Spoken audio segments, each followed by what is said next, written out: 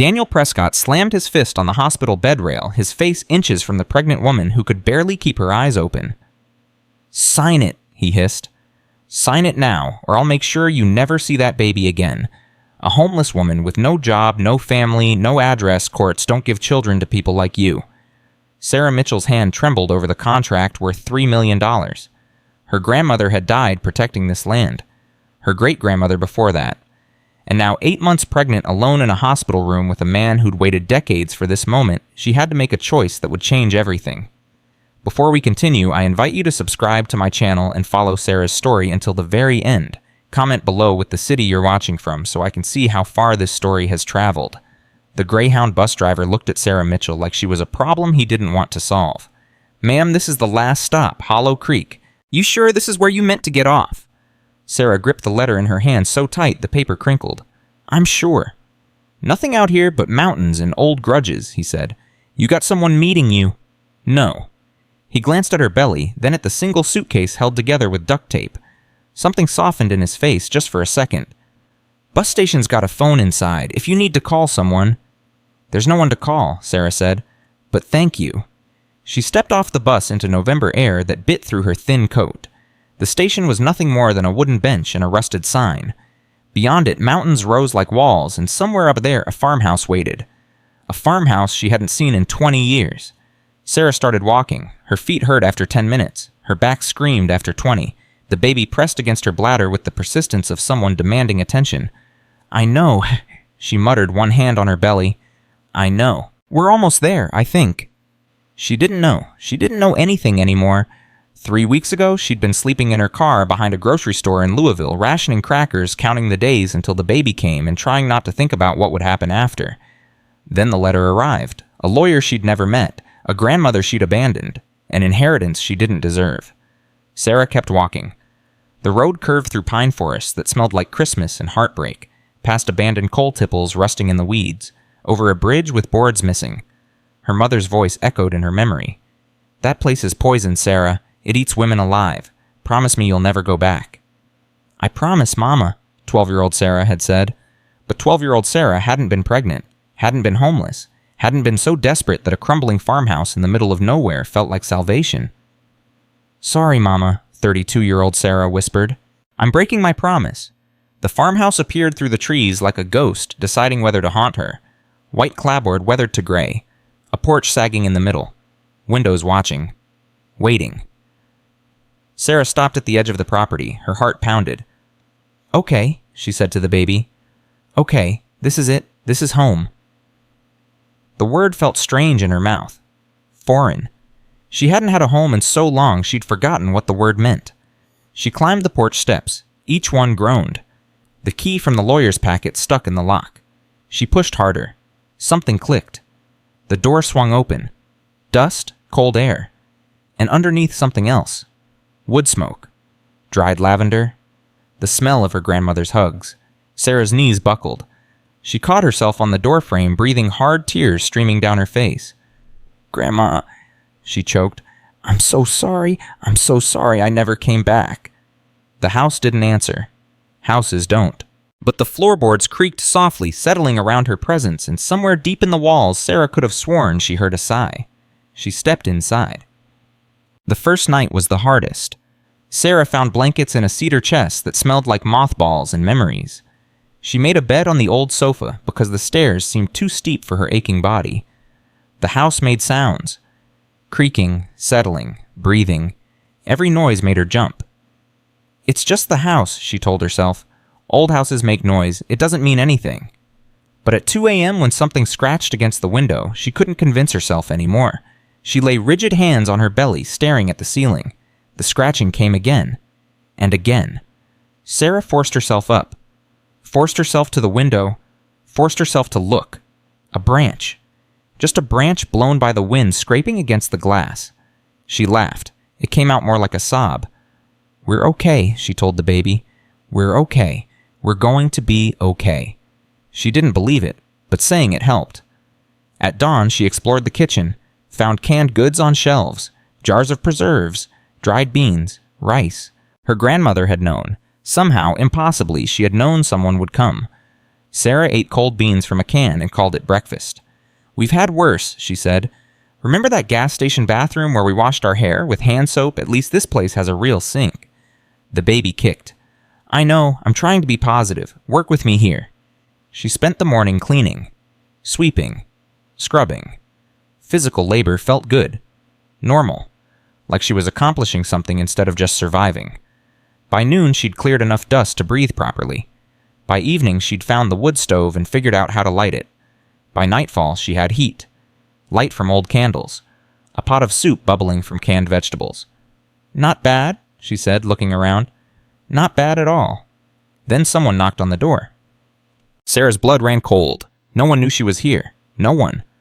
The knock came again. Firm, patient. She grabbed a kitchen knife and held it behind her back. "Who's there?" "It's Vera Thornton," a woman's voice called. "I live down the ridge. Your grandmother was my friend." Sarah hesitated, then opened the door a crack. An old woman stood on the porch, white hair pulled back, carrying a pot covered with a towel. "Lord Child?" Vera said, her eyes going straight to Sarah's belly. "Grace said you might come, but she didn't say you'd be expecting." She knew everything. Vera lifted the pot. "Vegetable soup, from my garden. You going to let me in, or should I eat it myself on your porch?" Sarah stepped back. Vera walked in like she owned the place, started heating the soup without asking, found bowls and spoons Sarah hadn't located yet. "Sit down," Vera ordered. "You look like you're about to fall over." Sarah sat. "How far along?" Vera asked. 7 months. "Father, gone." Vera nodded, unsurprised. "Men usually are. Grace was better off without hers too, though she never admitted it." "I didn't know she was married." "Briefly. He died in the mines back in '62.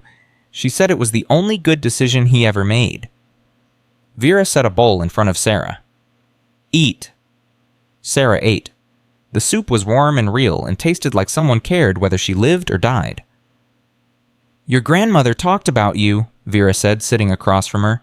"All the time. Kept every photo, every letter you never answered." Sarah's throat tightened.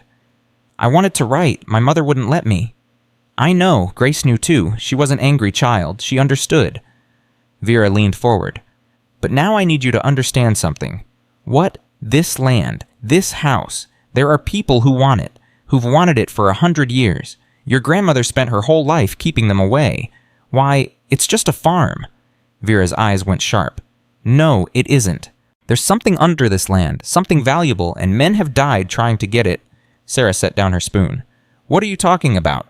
"I'm talking about Daniel Prescott. His father tried to buy this land in '78. His grandfather tried in '52. Now it's Daniel's turn." Vera stood. "He'll come. He always knows when a Mitchell woman is vulnerable. That's when he strikes." "What do I do? What Mitchell women have always done." Vera pulled on her coat. "Plant your feet. Protect what matters. And don't sign a damn thing." She left without another word. Sarah sat alone in the kitchen, soup cooling, mind racing. Something valuable. Men dying. A family of predators waiting for weakness. What had her grandmother gotten her into? 3 days passed before Daniel Prescott appeared. Sarah was on the porch rocking in her grandmother's chair when the black SUV climbed the driveway. Too clean, too new, wrong. A man stepped out. Expensive suit, shoes that had never seen mud, smile that didn't reach his eye. "Ms. Mitchell?" He climbed the steps. "I'm Daniel Prescott. I was so sorry to hear about your grandmother." "Were you?" His smile flickered. "She was a remarkable woman. We disagreed on many things, but I respected her." "What did you disagree on?" "Business matters." He glanced at her belly. "I'm in real estate development. Sustainable tourism, eco-friendly resorts. I've been interested in this property for some time." "It's not for sale." "Everything's for sale, Ms. Mitchell. It's just a matter of finding the right price." He pulled a card from his pocket. $2 million. Enough to start over somewhere comfortable. Somewhere with hospitals nearby, given your condition. Sarah's hand went to her belly. The baby kicked hard like it was angry. "My grandmother said no." "Your grandmother was an old woman who didn't understand modern economics." "My great-grandmother said no too, and her mother before that." Prescott's mask slipped. Just for a second. Underneath was something cold. Hungry. "Times change, Ms. Mitchell. People who don't adapt tend to get left behind." He set the card on the porch rail. Think about it. I'll be in touch."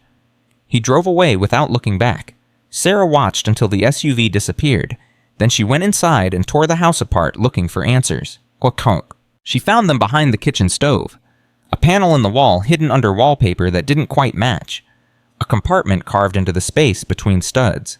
Inside a wooden box, a bundle of papers and a leather journal so old the spine had cracked. Sarah carried everything to the kitchen table. The journal came first. Eleanor Mitchell, her great-great-grandmother. Entries starting in 1847. The handwriting was precise, careful, the words of someone who didn't waste paper or time. March 15th, 1847. "We have broken ground. Thomas says the house will be finished by winter. I told him the baby will come when it comes. We'll manage either way." "We always do." Sarah turned pages. Years passed in ink and paper. 1852. Another offer from the mining company. I said no. Thomas says I'm foolish. Maybe I am. But there's something wrong about men who smile while they threaten. 1861. The war has come. Thomas is gone. I told him not to go. He went anyway. Men always do. 1862. Thomas is dead. Killed at Shiloh. I knew when I woke that morning. I felt it. Now it's just me and the children and the land that everyone wants. Sarah's eyes burned. She kept reading. 1889. The government man came today. Left his surveys by accident. I read them before returning them. Now I understand why they keep coming. Now I understand what's underneath. I have a choice. Sell and be rich. Stay and be guardian. I choose guardian. Sarah stopped. Her hands were shaking. What did you find? She whispered to the ghost of her great-great-grandmother. What's under this land? The papers answered her. Geological surveys. Mining assessments. Reports stamped confidential from 1896, 1923, 1952, 1978. And in the center of it all, the truth. One of the largest deposits of rare earth minerals in North America. Lithium, cobalt, neodymium, the elements that powered the modern world. Worth billions. Sitting under a farmhouse that hadn't been worth $10,000 in 100 years. Sarah sat back. The baby rolled inside her, pressing against her ribs. My God, she breathed. Grandma, what did you leave me? The answer came in her grandmother's letter. Sarah found it at the bottom of the box envelope addressed in handwriting she recognized from birthday cards she'd never answered. My dear Sarah, if you're reading this, I'm gone. I'm sorry I couldn't tell you in person. It wasn't safe. Prescott has people everywhere. Here's the truth. Under this land lies a fortune. Your great-great-grandmother Eleanor discovered it in 1889. She was the only woman in the county who could read geological surveys. When the government man left his papers behind, she understood what they meant. She made a choice that day. Sell and be rich. Stay and be guardian. She chose guardian. Why? Because mining destroys. The chemicals, the runoff, the poison in the water. This valley feeds 30 families. The creek waters their crops. The wells serve their homes. If anyone digs under this land, they kill everything downstream. Your great-aunt Martha sold a corner of the property in 1923. They strip-mined it within a year. The creek ran orange for a decade. 3 children died from contaminated water. Martha never forgave herself. Neither did anyone else. Every Mitchell woman since has made the same choice Eleanor made. Now it's your turn. You can sell. No one would blame you. You're pregnant alone, scared. I know. I've watched from afar through Vera and the bits of news that reach small towns. I know what you've survived. That's how I know you're ready. Your mother ran because she wasn't strong enough to carry this weight. There's no shame in that. Some burdens are too heavy for certain shoulders. But you, Sarah, you're different. You've been broken and rebuilt so many times you don't know how to stay down. That's a Mitchell woman. That's my blood. Protect the mountain. Protect the valley. Protect your daughter. And remember, not everything valuable is meant to be sold. With all my love across time, Grandma Grace Sarah read the letter 3 times. Then she cried until she couldn't breathe. Then she dried her eyes, put everything back in the hidden compartment, and made a decision. She wasn't running. Not this time. The next morning, Prescott called. Sarah didn't know how he'd gotten her number. She didn't ask. Have you thought about my offer, Ms. Mitchell? I have. And the answer is no. Silence on the line. Then, that's disappointing. I'd hoped you'd be more reasonable than your grandmother. My grandmother protected this land for 60 years. I'll protect it for 60 more. You're making a mistake. Maybe, but but it's mine to make." She hung up. 10 seconds later, her phone rang again. "Ms. Mitchell." She hung up again. This time, he didn't call back. A week later, the problem started. First, the power went out. Sarah called the electric company. They said there was a problem with her account. Unpaid bills from the previous owner. "That's impossible," Sarah said. "My grandmother paid a year in advance." "Our records show otherwise." It took 3 days to sort out. 3 days without heat, without light, without the ability to charge her phone. Then the water went bad. Brown sludge poured from the taps. The well pump groaned and shuddered. A mechanic came out, looked at the system and shook his head. "Contaminated," he said. "Looks like someone dumped something down the well shaft." "Someone?" "Can't say for sure, but wells don't poison themselves." Sarah paid $300 for repairs. Money she didn't have. Money she borrowed from Vera, who pressed the bills into her hand without being asked. Then the letter came. Official paper. Legal language. A notice from the county assessor. Property taxes on this Mitchell farm are overdue. Payment of $12,847.32 is required within 30 days, or the property will be subject to foreclosure and public auction. Sarah called the assessor's office. "This can't be right," she said. "My grandmother's lawyer told me all taxes were current." "Our records show otherwise," the clerk said. Same words, same tone, same wall. Sarah hung up and sat at the kitchen table staring at the notice. $12,000 in 30 days, or she'd lose everything, her grandmother's sacrifice, her ancestors' legacy, the land that 30 families depended on, gone, because she couldn't pay a bill that shouldn't have existed. "Prescott," she whispered, "this is him. This is all him." But knowing didn't help. Knowing didn't pay bills. Knowing didn't stop foreclosure. She put her head in her hands and tried not to scream. Marcus Cole found her like that. He'd driven up to check on the property routine patrol. He told himself nothing special and found the front door open, cold air pouring out, and a pregnant woman sobbing at the kitchen table. "Ma'am?" He approached slowly. "Ma'am, are you all right?" Sarah looked up, red eyes, tear-streaked face, something broken in her expression. "Who are you? Deputy Marcus Cole, Hollow Creek Sheriff's Department." He showed his badge. "I knew your grandmother. You used to check on her every week. Did she pay you to do that?" "What? No, He stopped. "Ma'am, what's wrong?" Sarah laughed. It sounded like glass breaking. "What's wrong?" She held up the tax notice. "This is wrong. $12,000 I don't have. For taxes my grandmother already paid. Because Daniel Prescott is trying to steal my land and I can't prove it, and I have nowhere to go, and my baby is due in 2 months, and..." She stopped, pressed her hand to her belly, winced. "Ma'am," Marcus stepped closer. "Are you in pain?"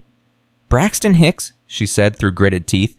"False contractions. I've been having them for days. The stress..." "You need a doctor. I need a lawyer. I need $12,000. I need..." She broke off, gasping. This contraction was different, sharper, deeper. Marcus caught her before she fell. "Okay," he said, his voice calm in a way that calmed her too. "Okay, we're going to the hospital. Right now."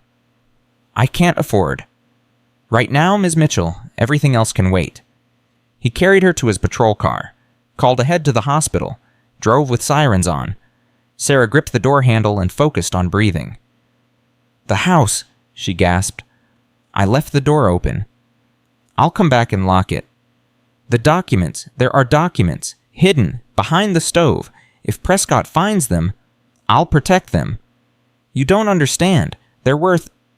"I know what they're worth." Marcus glanced at her. "My grandmother told me, before she died, said the Mitchell women had saved this valley more times than anyone knew."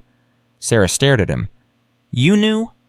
"I knew someone would come eventually, someone strong enough to carry it forward." He turned back to the road. "I just didn't expect her to be this stubborn." Despite everything, Sarah laughed.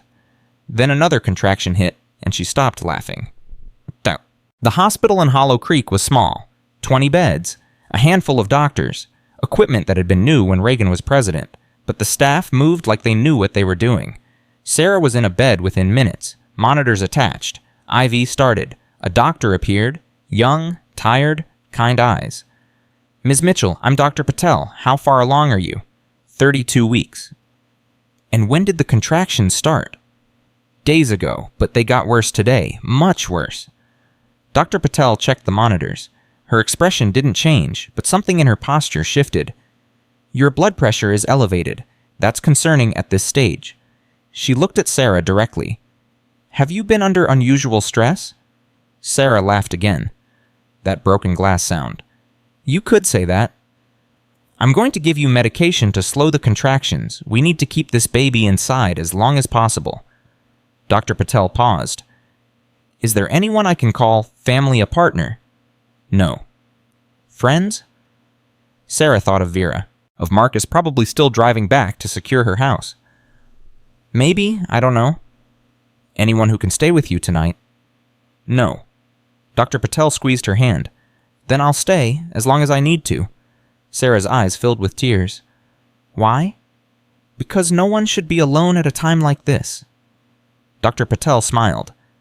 Besides, your grandmother delivered my mother in 1952, in that farmhouse, during a blizzard.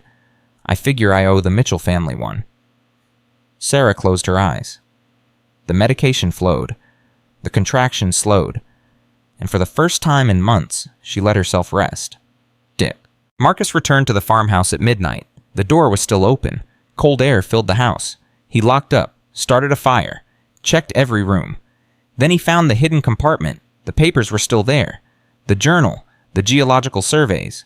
He didn't read them. It wasn't his place. But he sealed the compartment with extra care, pushed a heavy cabinet in front of it, made it look like nothing had been disturbed. Then he sat on the porch and watched the road until dawn. No one came, but Marcus knew they would. Prescott wasn't the type to give up. Prescott was the type to escalate. He thought about his grandmother's stories. The Mitchell women who'd fought off mining companies' corrupt officials hired thugs, who'd buried husbands and raised children and held this land through wars and depressions and every kind of trouble the world could throw at them. Now there was just Sarah, pregnant, alone, fighting battles she didn't know how to win. I'll help, Marcus said to the empty night. I promise, I'll help. The mountains didn't answer, but the wind shifted and somewhere in the darkness something creaked, almost like the house was listening. I can check it out. Sarah woke to sunlight and the sound of voices. Vera was there. Marcus was there. Even Dr. Patel, still in scrubs, drinking coffee from a paper cup. What's happening? Sarah struggled to sit up. Easy, Vera pressed her back down. You're staying put. Doctor's orders. But the house, the taxes, Prescott, being handled. Marcus stepped forward. I made some calls. The tax thing is suspicious. Records were changed 3 weeks ago. County's investigating. That could take months. It could, but in the meantime, the foreclosure is on hold. Sarah felt something loosen in her chest. Not hope exactly, but the absence of immediate disaster. How did you do that? I know people, and those people owe me favors. Marcus shrugged. Hollow Creek's a small town. Everybody knows everybody. And everybody knows what Prescott's family has done to this valley. They'll help. They'll try. Vera sat on the edge of the bed. Your grandmother had friends, Sarah. More than you know. People she helped when no one else would. People who remember. Why didn't she tell me? She thought you'd come back when you were ready. Vera's eyes were sad. She waited 20 years. She never stopped waiting. Sarah turned her face to the wall. The guilt was a physical weight. 20 years of silence. 20 years of letters never answered. 20 years of a grandmother dying alone because Sarah had been too afraid to break a promise to a mother who'd been dead for a decade. I'm sorry, she whispered. I'm so sorry. Don't be sorry. Vera's voice was firm. Be here, be strong. That's what Grace wanted. That's what the land needs. Sarah wiped her eyes, turned back. When can I go home? Dr. Patel answered. 2 days, minimum. Your blood pressure needs to stabilize. 2 days, okay? Sarah took a breath. Then what? Marcus and Vera exchanged looks. Then, Marcus said, we figure out how to fight back. The plan came together over the next 48 hours. Vera rallied the community. 20 families. 30 families. People who remembered Grace Mitchell's kindness. People who knew what the Prescott family had done. They brought food, supplies, promises. Your grandmother saved my farm in '83, one man said. Gave me a loan when the bank wouldn't. Never asked for it back. She delivered my twins during the ice storm of '91, a woman added. Walked 3 miles through snow, wouldn't take a penny. She testified against the strip mine in '78, got death threats, never backed down. Story after story, debt after debt, a lifetime of kindness coming due. Marcus worked the legal angle. Found a lawyer in Lexington, young hungry, hated what mining companies had done to her hometown. Prescott's vulnerable, the lawyer said over the phone. His company's been cutting corners for years. Environmental violations, bribery allegations. If we can prove he's been tampering with your records, that's criminal. Can you prove it? Give me time, and give me everything you found. Sarah agreed. The documents went to the lawyer via Marcus photographed and encrypted. And through it all, the baby kicked and rolled, reminding Sarah that time was running out in more ways than one. On the third day, Sarah went home. The farmhouse looked different, not the building itself that was the same weathered wood and sagging porch. But there were people now, trucks in the driveway, men fixing the roof, women cleaning windows. What is this? Sarah asked as Marcus helped her out of the car. Community, Vera said. The thing Grace built, the thing you inherited. Sarah stood in the yard and watched strangers repair her home. I don't deserve this. Neither did Grace, she'd say. That's the point. Deserve doesn't matter. Kindness does. Sarah's throat closed. She couldn't speak, so she did the only thing she could do. She got to work. 2 weeks passed. The house transformed. New boards where old ones had rotted. Fresh paint on the porch. Windows that opened without fighting. Sarah transformed too. She learned to cook on the wood stove, to draw water from the well, to read the sky for weather and the ground for signs of spring. She read her ancestors' journals, every entry, every word, learned their struggles and triumphs, felt their strength flow into her like water into roots. She talked to her baby constantly. Your great-great-great-great-grandmother built this place, she said, patching a hole in the wall, with her bare hands, while pregnant. So don't tell me I can't figure out basic carpentry. The baby kicked in response. I'll take that as encouragement. She talked to her grandmother too. I understand now, she said, sitting in the rocking chair at dusk. Why you stayed, why you fought. It wasn't about the land. It was about what the land meant, who it protected, what it represented. The chair creaked. The house settled. I'll protect it, Sarah promised. I'll protect it like you did, like they all did. The wind answered, soft, almost like a voice. Sarah chose to believe it was saying thank you. Then Prescott came back, not to the farmhouse. That would be too obvious now with people watching, with the community mobilized. He came to the hospital. Sarah was there for a routine checkup. 34 weeks now, baby healthy, blood pressure stable. She was waiting for her test results when he walked in. Same suit, same smile, same eyes that calculated worth and found her wanting. Ms. Mitchell, you're looking well. Sarah stood. Her belly made it awkward. She didn't care. Get away from me. I just want to talk. I said get away. Prescott didn't move. His smile widened. I've been watching you, Sarah. Watching your little community project. Very heartwarming, very futile. The taxes are on hold. Your scheme didn't work. That scheme, no. But there are others. He stepped closer. Did you know Child Protective Services takes anonymous tips? Did you know homeless pregnant women with no income and no permanent address raise certain red flags? Sarah's blood went cold. You wouldn't. I would. I will, unless you sign the paperwork today. You can't. I can. I have lawyers, judges, people in offices you've never heard of. Prescott's mask slipped entirely. Underneath was something reptilian, something that had waited years for this moment. Your grandmother was stubborn. Your great-grandmother was stubborn. All those Mitchell women so proud of their principles. And where did it get them dead? Alone. Forgotten. They protected this valley. They protected dirt. I'm offering you $3 million. $3 million to walk away from dirt. He pulled a contract from his jacket. Sign it right now, and I'll make sure you keep your baby. Sarah looked at the contract, at the pen he held out, at the future he was threatening to destroy. She thought about her grandmother dying alone, her mother running scared, her ancestors buried in a cemetery she hadn't visited yet. She thought about her baby kicking inside her, depending on her for everything. She thought about what surrender meant, what fighting meant, what giving up would cost. Then she looked Prescott in the eye. No. His face twisted. You're making a mistake. Maybe, but it's mine to make. I'll take your child. Try it. Sarah's voice went hard. Try it and I'll release everything. The geological surveys, the contamination reports, every crime your family has committed for 100 years. I have documents, Prescott. Enough to put you in prison. He went pale. You're bluffing. My grandmother wasn't stupid. She knew you'd come. She prepared. Sarah stepped forward and Prescott stepped back.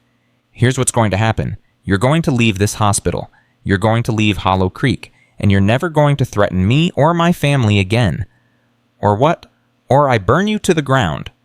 Sarah smiled. It wasn't a nice smile. Mitchell women don't bluff. We fight. And we win.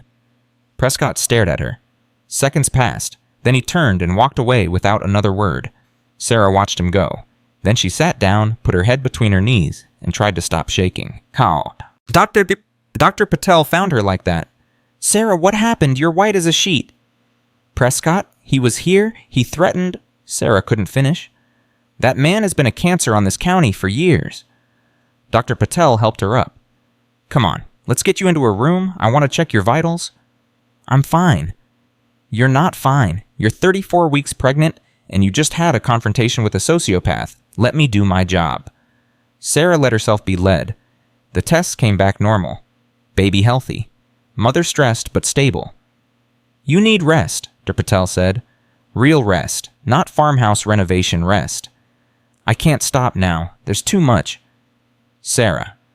Dr. Patel sat on the edge of the bed. Listen to me. I've delivered babies for 20 years. I know what stress does to mothers and children. If you don't slow down, your body will make the decision for you. What does that mean? It means premature labor. It means emergency C-sections. It means NICU stays and complications. Doctor, Patel's voice softened. You've been fighting so hard, but the biggest fight is still coming. You need to be ready for it. Sarah closed her eyes. I don't know how to stop, she admitted. I've been surviving so long. If I stop moving, I'm afraid I'll, fall apart. Then let other people carry some of the weight.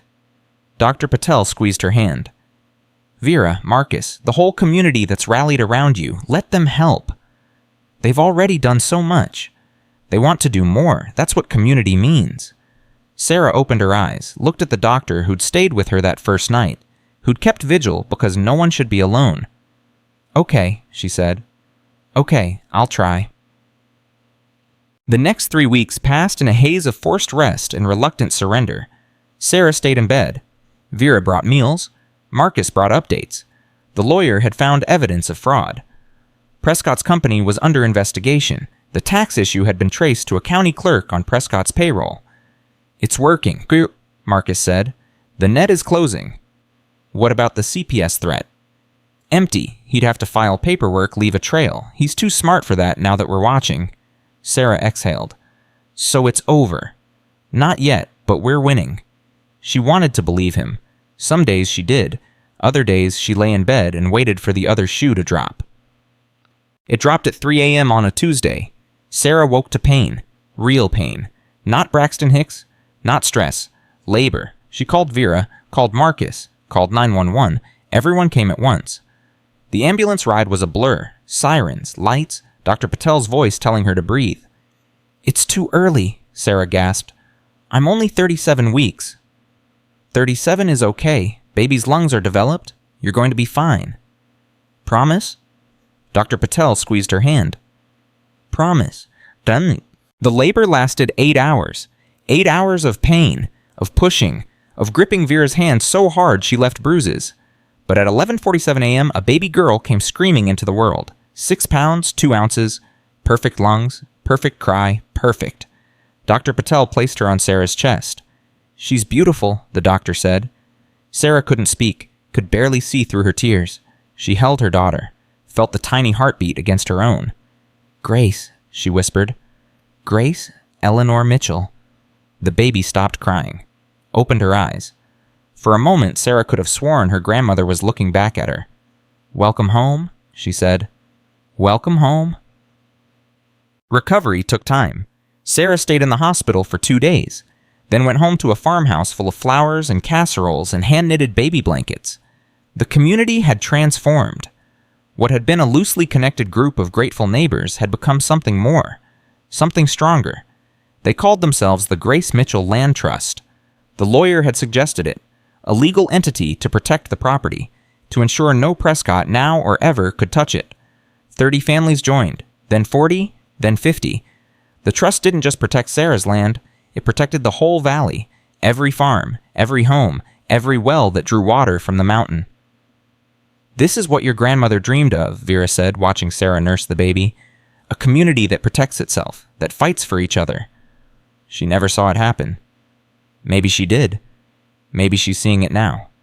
Sarah looked at her daughter, at the old farmhouse wrapped around them, at the mountains standing guard outside the window. Maybe she is. 1 month later, Prescott's company collapsed. The FBI had gotten involved.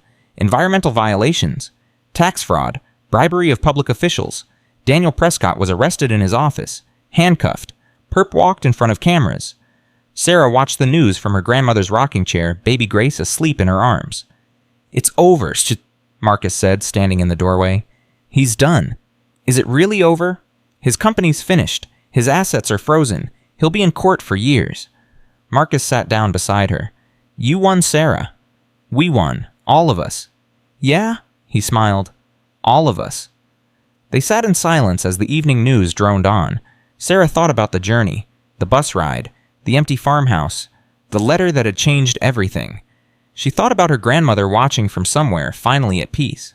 She thought about her mother who'd run away from what Sarah had run toward. She thought about her daughter who would grow up knowing what it meant to fight for something bigger than yourself.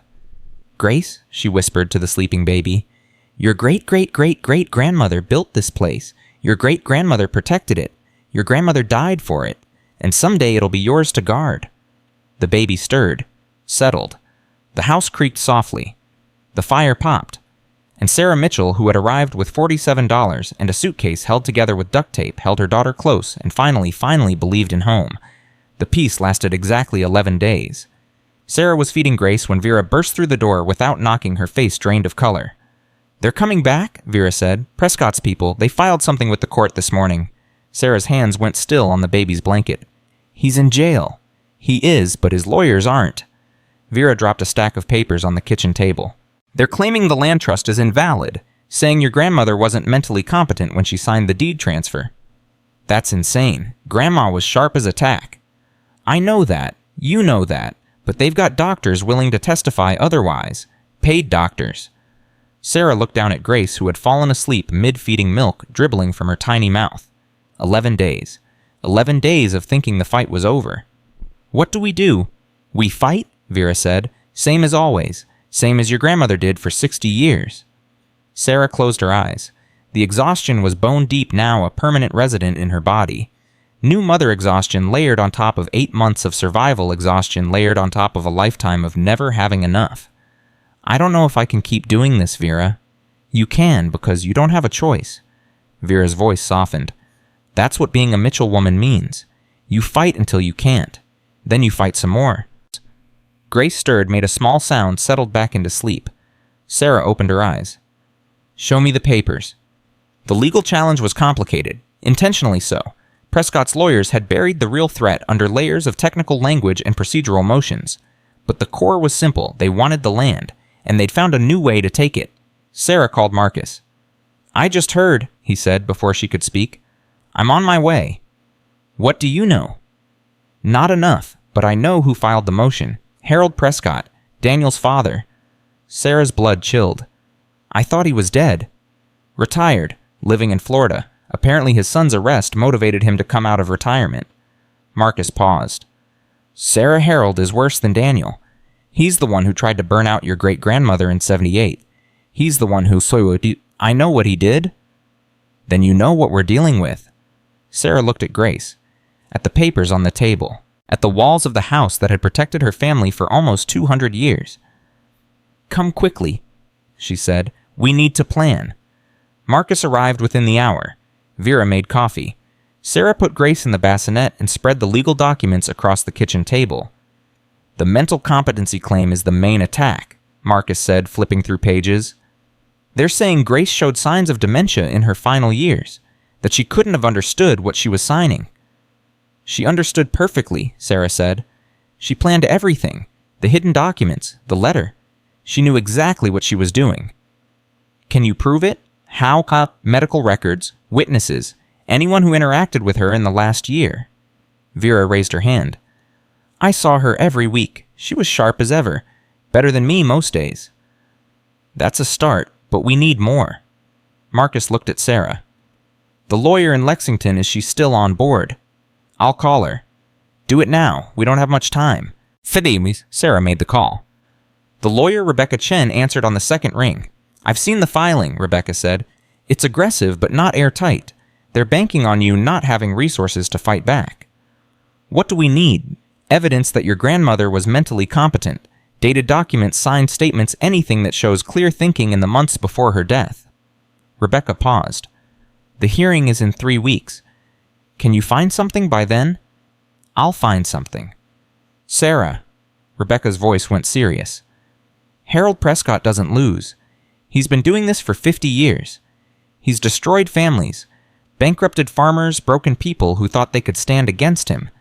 If you're going to fight this, you need to understand what you're up against. I understand. Do you? Because once this starts, there's no backing out. He'll come at you with everything. Your past, your homelessness, your fitness as a mother. Nothing is off limits for him.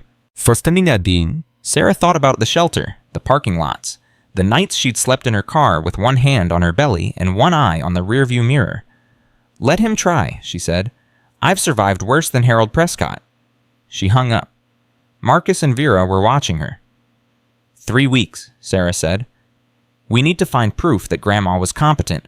Where do we start? The spring house, Vera said quietly. Sarah turned. What? Grace spent a lot of time there in her final months.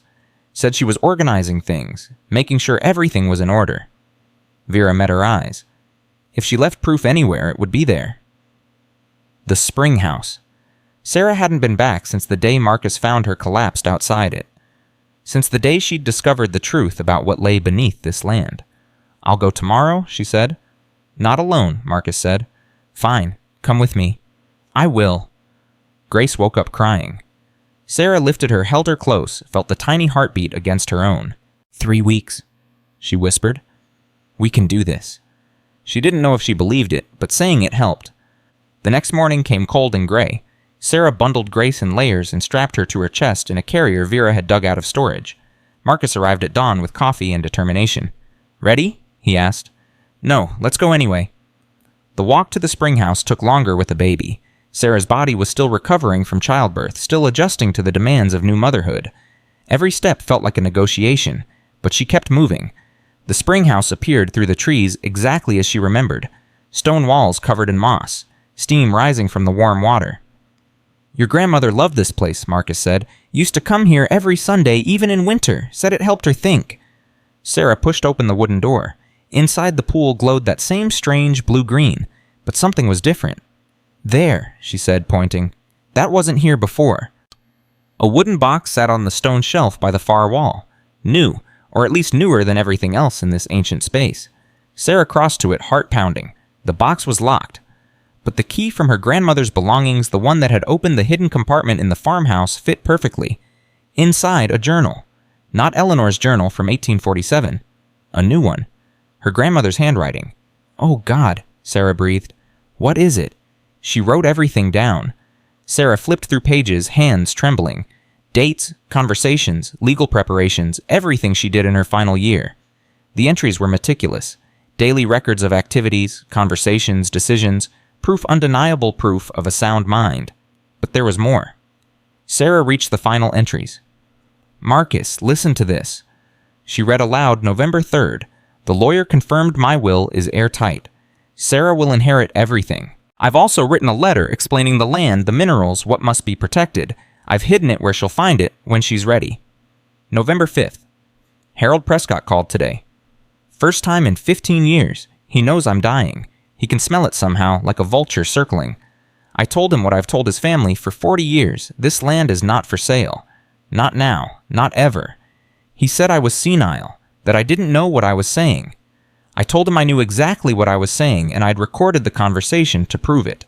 Sarah stopped, looked at Marcus. She recorded him? Where's the recording? Sarah dug deeper into the box, found a small digital recorder, pressed play.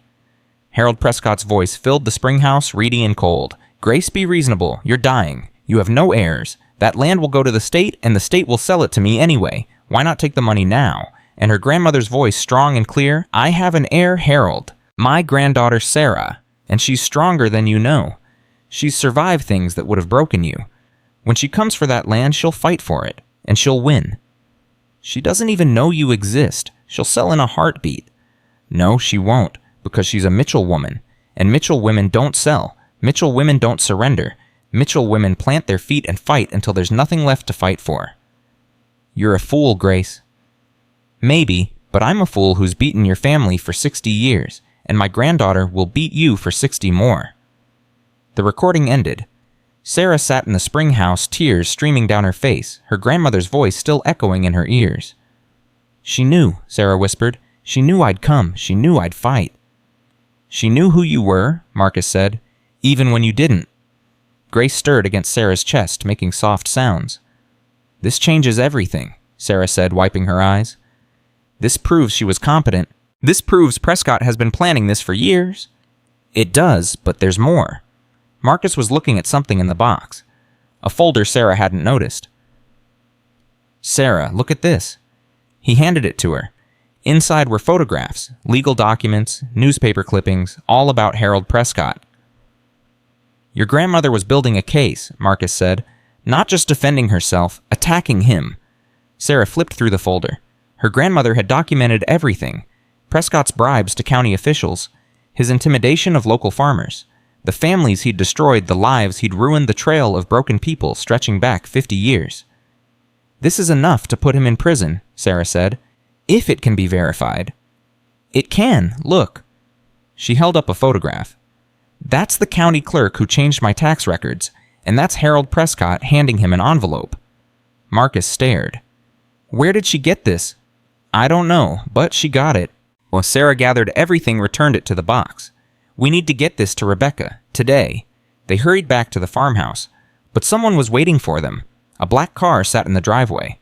Not Prescott's SUV, something older, more expensive, a car that belonged to someone who didn't need to impress anyone because everyone already knew his name. Sarah's stomach dropped. Stay behind me. Marcus said, his hand moving to his service weapon. You can't shoot him. I can if he threatens you. They approached the porch. A man sat in Grace's rocking chair like he owned it. White hair, sharp eyes, a face that had been handsome once before. Cruelty had carved lines into it. Harold Prescott. Ms. Mitchell, he said, not standing. I've been wanting to meet you. Sarah's arms tightened around the baby carrier. Grace made a small sound. Get out of my chair, Sarah said. Harold smiled. It didn't reach his eyes. Your grandmother used to say that exact thing. Same tone, same defiance. He stood slowly, leaning on a cane. She was a remarkable woman, stubborn as hell, but remarkable. You don't get to talk about her. I knew her longer than you did, child. 50 years of fighting. In some ways, she was the best enemy I ever had. Harold stepped closer. Marcus moved to intercept, but Harold held up a hand. I'm not here to threaten anyone, deputy. I'm here to make a deal. There's no deal, Sarah said. You haven't heard it yet. I don't need to. The answer is no. Harold laughed. See, that's exactly what Grace would have said, and that's why I had to break her differently. Sarah went cold. What do you mean? Kiriku, your mother, Harold said. Angela, lovely woman, so much potential. Such a shame she was born a Mitchell. Don't you dare. I didn't do anything to her directly. I just made sure she knew the truth about this land, about what it cost, about what her mother was sacrificing for dirt and principles. Harold's smile widened. It was surprisingly easy. A few conversations, a few suggestions. Within a year, she was begging Grace to sell, and when Grace refused, Angela ran. Sarah couldn't breathe. She took you with her, of course, cut Grace out completely, refused to let her see you, talk to you, write to you. Harold shrugged. Grace never recovered from that. She pretended she did, but I saw it. Every year, a little more of her died, waiting for a granddaughter who never came. You monster. I'm a businessman, and your mother was a tool, a useful one. Harold stepped closer. Now are you going to be a tool too, or are you going to make this harder than it needs to be? Marcus's hand was on his weapon now. Mr. Prescott, I'm going to have to ask you to leave. I'm leaving, but first Ms. Mitchell needs to hear my offer. Harold pulled a document from his jacket. $5 million, more than triple what my son offered. All you have to do is sign. Sarah looked at the document, then at Harold, then at the farmhouse behind him standing solid and patient as it had for almost 200 years. My grandmother recorded your conversation last November, she said. Harold's smile faltered, just slightly. She documented everything you've done for 50 years, the bribes, the threats, the families you destroyed. Sarah stepped forward. I found it all, and I'm going to use it. You're bluffing. Am I? Sarah pulled her phone from her pocket, pressed play. Harold's own voice echoed across the porch. You're a fool, Grace. And Grace's response? My granddaughter will beat you for 60 more. The color drained from Harold's face. That's inadmissible, recorded without consent. Maybe in court, but not in the press. Sarah smiled. It wasn't a nice smile. How do you think the newspapers will react when they hear what you've been doing? How do you think your investors will respond? Your partners. The people who've looked the other way because they thought you'd never get caught. Harold's jaw tightened. You don't know who you're dealing with. I know exactly who I'm dealing with. A man who's spent his whole life taking things that don't belong to him. A man who broke my family because he couldn't break the land. Sarah stepped closer, close enough to see the hatred in his eyes. My grandmother was right about me, Harold. I'm a Mitchell woman, and Mitchell women don't surrender. For a long moment, nobody spoke. Then Harold turned and walked to his car. This isn't over, he said without looking back. Yes, Sarah said. It is. She watched him drive away. When he was gone, her knees buckled. Marcus caught her before she fell. Breathe, he said. Just breathe. He destroyed my family, Sarah gasped. He turned my mother against my grandmother. He made me grow up without... She couldn't finish. Grace started crying. Sarah held her daughter and cried with her mourning a grandmother she'd barely known, a mother who'd been manipulated into hatred, a family torn apart by one man's greed. I'm sorry, Marcus said helplessly. Sarah, I'm so sorry. Don't be sorry. Sarah wiped her face with her sleeve. Help me end this. The next 2 weeks were a blur. Rebecca Chen worked around the clock preparing the case. The journal entries, the recording, the photographs documenting Harold's crimes. The media got involved. A reporter from Louisville, someone who'd been investigating the Prescott family for years, broke the story wide open. Bribes, threats, intimidation, 50 years of corruption splashed across every newspaper in Kentucky. Harold tried to spin it, tried to claim the evidence was fabricated, the recordings manipulated. No one believed him. His investors fled. His partners distanced themselves.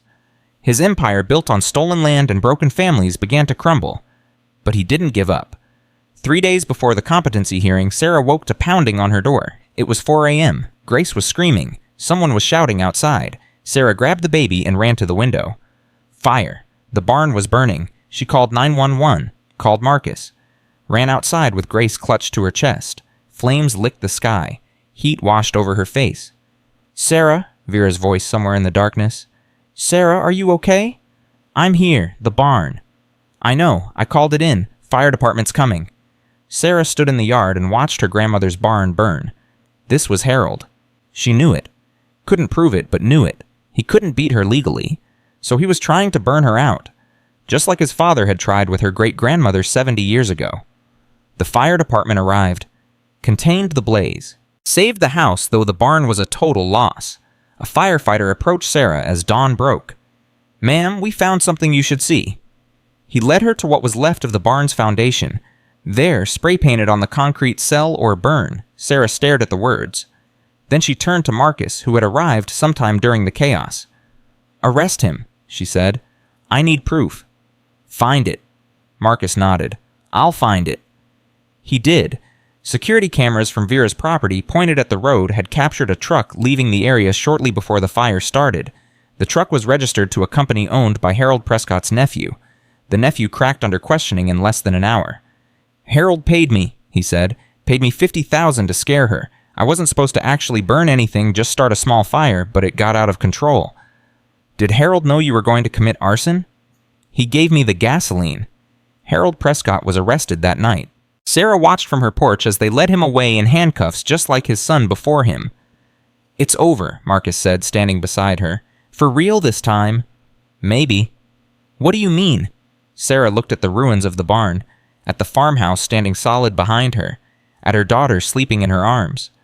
The Prescotts have been trying to take this land for 100 years, she said. 2 generations down, but there will be others. There are always others. So what do you do? What Mitchell women have always done. Sarah smiled, tired but unbroken. Plant my feet, raise my daughter, protect what matters. Marcus was quiet for a moment. You know, he said, my grandmother used to say this land was special, that it chose its guardians, that only certain people were strong enough to bear what it asked of them. What do you think? I think she was right. Marcus looked at Sarah. I think you were always meant to be here. I think every road you walked, every hardship you survived was leading you back to this place. Sarah thought about her life. The running, the hiding, the years of thinking she was broken, worthless, unworthy of love or home or belonging. Maybe all of it had been preparation. Maybe all of it had been making her strong enough for this. Stay for breakfast, she said. Marcus blinked. What? Breakfast. I'm going to make pancakes. We'll try to make pancakes. I've never actually made them before. Sarah smiled. But I've got a feeling today's a good day to learn. The hearing happened 3 days later. Rebecca Chen presented the evidence. The journal entries, the recording, the documented 50 years of Prescott crimes. The judge dismissed the competency challenge in under an hour. The evidence clearly demonstrates that Grace Mitchell was of sound mind and clear judgment, Shortsey, the judge said. Furthermore, this court is disturbed by the pattern of harassment and intimidation directed at the Mitchell family over multiple generations. The plaintiff's case is not only without merit, it appears to be part of a decades-long campaign of persecution. He looked at Harold's lawyers sitting alone since their client was in jail awaiting trial. Tell your remaining clients that this court will be watching. Any further attempts to challenge the Mitchell Land Trust will be met with severe sanctions. The gavel fell. Sarah walked out of the courthouse into sunshine. Vera was waiting.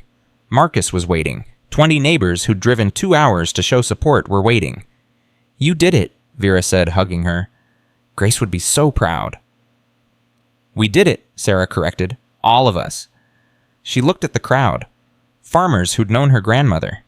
Townspeople who'd benefited from Mitchell generosity over the years.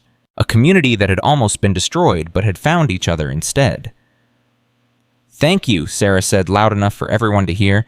Every single one of you. I couldn't have done this alone. You're not alone anymore, someone called out. Never were, another voice added. Sarah held Grace close and let herself believe it. That night, Sarah sat on her grandmother's porch with her daughter in her arms. The farmhouse stood solid behind her. The mountains rose peaceful in the distance.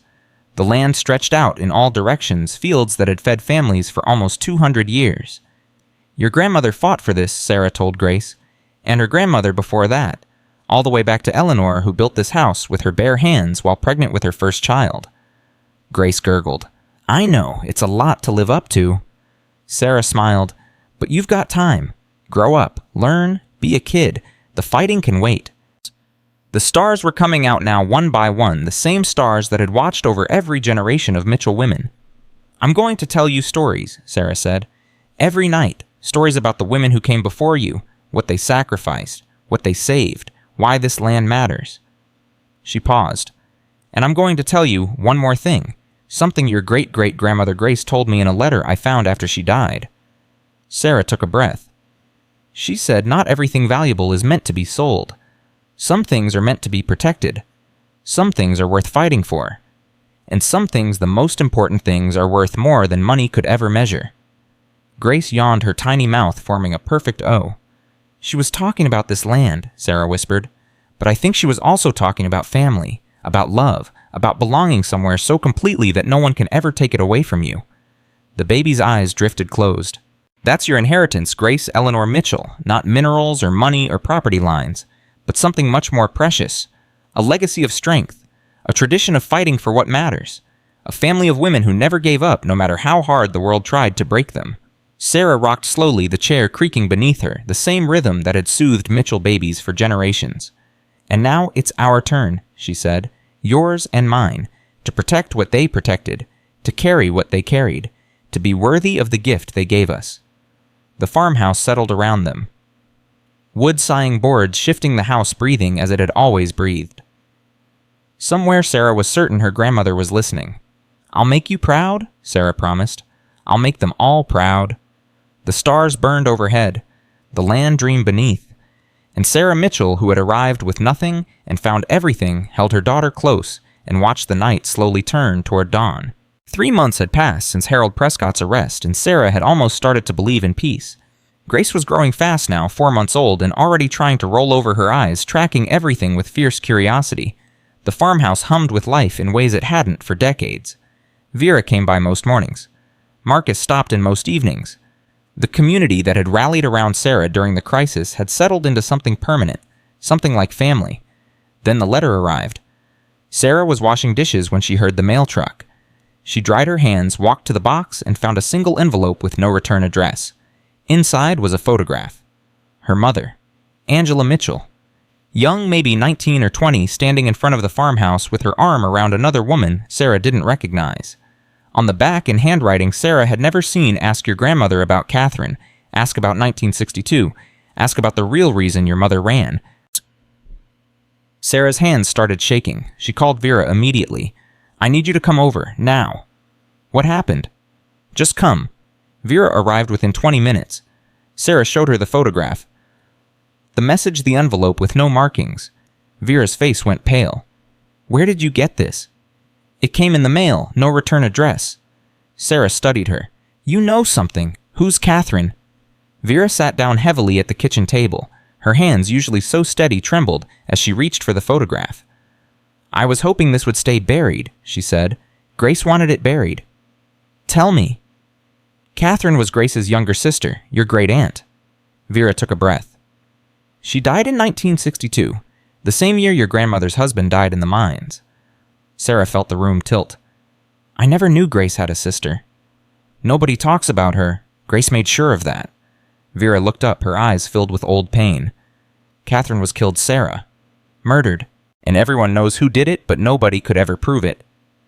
"Who?" "Harold Prescott's father, William Prescott." Sarah sank into a chair. The baby monitor crackled with Grace's sleeping sounds. "Why?" "Because Katherine found something in the spring house. Documents that proved the Prescott family had been stealing from local farms for decades. Forging deeds, manipulating property lines." Vera's voice dropped. "She was going to expose them. She was going to bring down the whole family." "What happened?" "They found her at the bottom of Miller's Ravine. Ruled it an accident, a fall while hiking." Vera shook her head. "Katherine hated hiking, everyone knew it, but the sheriff was on Prescott's payroll and nobody could prove otherwise." Sarah stared at the photograph. Her great-aunt's face smiled up at her, innocent of what was coming. "Why would someone send this to me now?" "I don't know." Vera met her eyes. "But whoever sent it wants you to keep digging. The question is whether you want to." Sarah thought about everything she'd learned. The corruption, the intimidation, the generations of Prescotts trying to take what wasn't theirs. "I want to," she said. "I want to know everything." The next morning, Sarah went back to the spring house. She hadn't been there since finding her grandmother's journal, but something about the letter pulled her back. If Katherine had discovered something in this place, maybe there was more to find. Marcus insisted on coming with her. So did Vera. "You shouldn't go alone," Marcus said. "Someone sent that letter for a reason. They might be watching."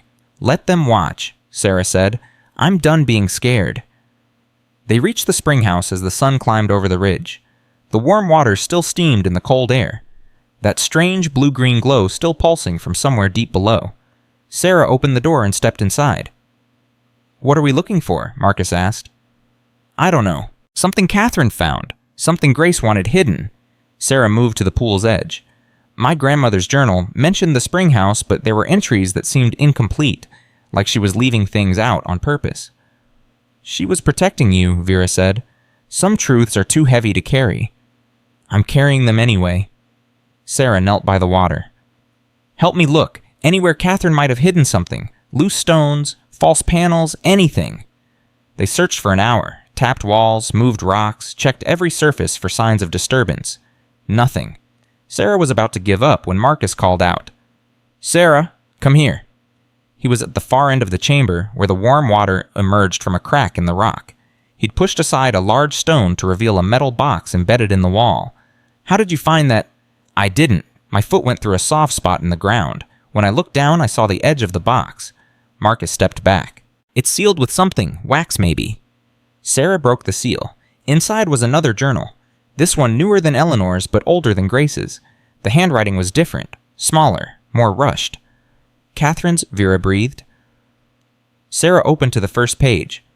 April 3rd, 1962, I found something today that changes everything. The mineral deposits under our land aren't just valuable, they're connected to something bigger, a vein that runs under half the county. The Prescotts have known for decades. They've been systematically buying up every property above it except ours.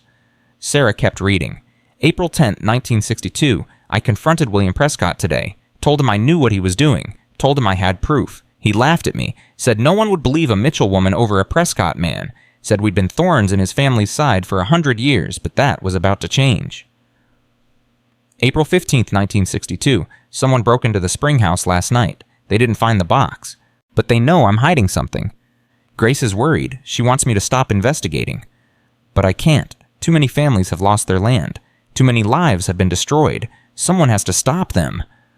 April 18th, 1962, I've hidden copies of everything in 3 locations. If anything happens to me, someone will find the truth. The Prescotts will not win. Not this time. Not ever. The next entry was dated 2 days later. April 20th, 1962. They're following me now. A black car. I see it everywhere I go. Grace is terrified. She says I should leave, go somewhere safe until this blows over. But running is what they want. If I run, they win. That was the last entry. Sarah closed the journal. Her hands were steady, but something inside her was shaking. She knew, Sarah said. She knew they were going to kill her, and she kept fighting anyway. She was a Mitchell woman, Vera said softly. Same as all of you. Where are the copies? Marcus asked. She said she hid them in 3 locations. Sarah thought. 3 locations? Somewhere a Mitchell woman would think to hide something. Somewhere the Prescotts wouldn't look. The farmhouse, she said. That's one. The hidden compartment where Grace kept her documents. What about the other 2? Sarah remembered something from her grandmother's letter. A throwaway line she hadn't paid attention to at the time. The cemetery, she said. There's a Mitchell family plot on the ridge. My grandmother mentioned it in her letter, said I should visit when I was ready. And the 3rd, Sarah looked at the pool of warm water, at the glow coming from somewhere beneath.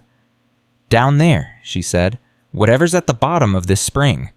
Marcus shook his head. You can't dive down there. You just had a baby 3 months ago, and we don't even know how deep it goes.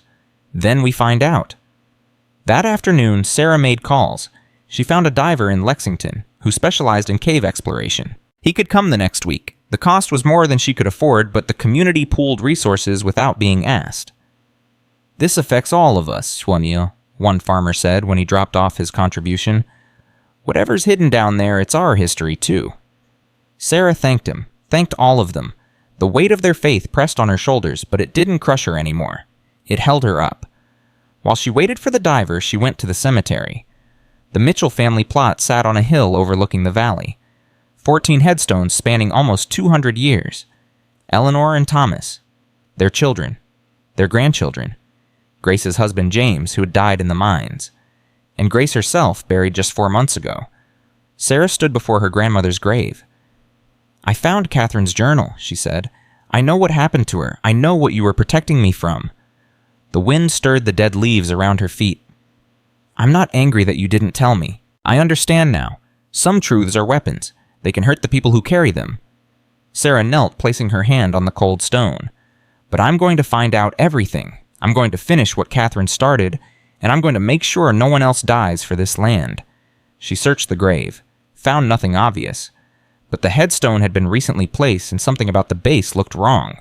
She dug, carefully, respectfully with her bare hands. 6 inches down, she found a metal box. Inside were documents, copies of deeds, surveys, photographs, everything Katherine had gathered before her death. And one more thing. A letter from Grace dated just 2 weeks before she died. My dear Sarah, if you found this, then you found Katherine too. I'm sorry I couldn't tell you sooner. I was trying to protect you, but protection can become prison if you hold on too tight. Katherine was the bravest of us. She saw injustice and refused to look away. She paid for that courage with her life. But she didn't die for nothing. Her work, her evidence, it's all here. I've added to it over the years. Every crime the Prescotts committed, every family they destroyed, every life they ruined. It's not enough for a court. The witnesses are dead, the evidence is old, but it's enough for history, enough for the truth to survive. Use it wisely, use it well, and remember you're not fighting for dirt. You're fighting for everyone who couldn't fight for themselves. Your grandmother Grace. Sarah sat in the cemetery until the sun began to set, reading through decades of documentation. Families driven from their land, mysterious accidents, fires that destroyed evidence, deaths that were never properly investigated. The Prescotts hadn't just been greedy, they'd been murderers, for generations, and Sarah had the proof. The diver arrived on Tuesday. His name was Marcus Chen, no relation to the lawyer, a middle-aged man with calm eyes and steady hands. He'd explored underwater caves across the country and said the spring house was one of the more interesting sights he'd ever seen. The water's definitely geothermal, he explained, suiting up. But there's something else down there, a mineral content I've never seen before. That's what's causing the glow. How deep does it go? Only one way to find out. He descended into the pool while Sarah, Marcus Cole, and Vera watched from above. An hour passed, then 2. Sarah was starting to panic when his head broke the surface. "You need to see this," he said. They rigged a waterproof camera to show what he'd found. 40 feet down, the spring opened into an underwater cavern, and in that cavern, preserved by the mineral-rich water, was a wooden chest. "I can bring it up," Marcus Chen said, "but it's heavy. It'll take time." "Do it." Another hour of waiting. Sarah paced. Vera prayed. Marcus Cole stood guard at the door, though he couldn't say what he was guarding against.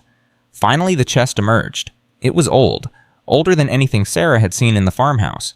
The wood was blackened with age, but somehow intact, protected by the strange water that had held it for over a century. Sarah broke the lock.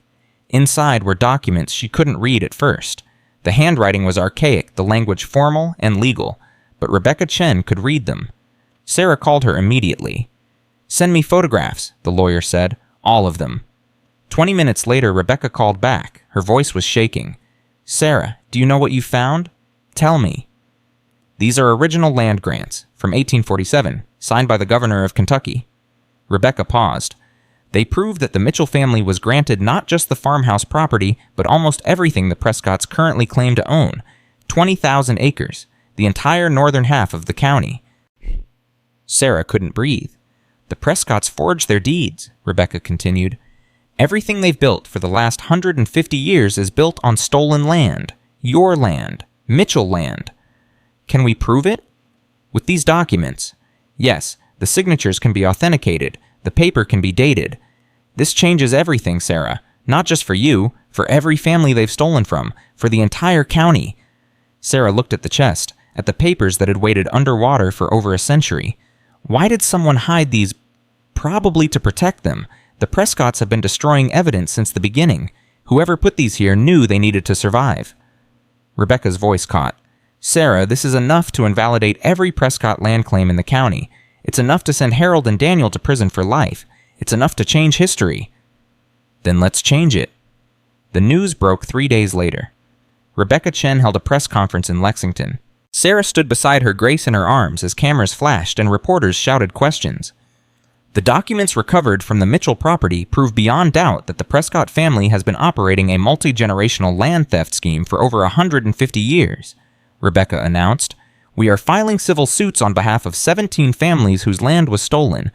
We are also turning evidence over to federal prosecutors for criminal investigation." The questions came fast. "Ms. Mitchell, how does it feel to discover your family owned half the county?" Sarah stepped to the microphone.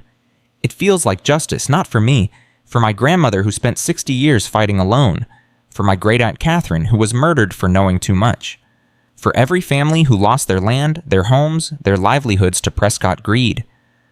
What will you do with the recovered property? Return it. Every acre goes back to the families who should have owned it all along."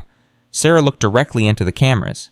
"The Mitchell family didn't fight for 150 years so we could get rich.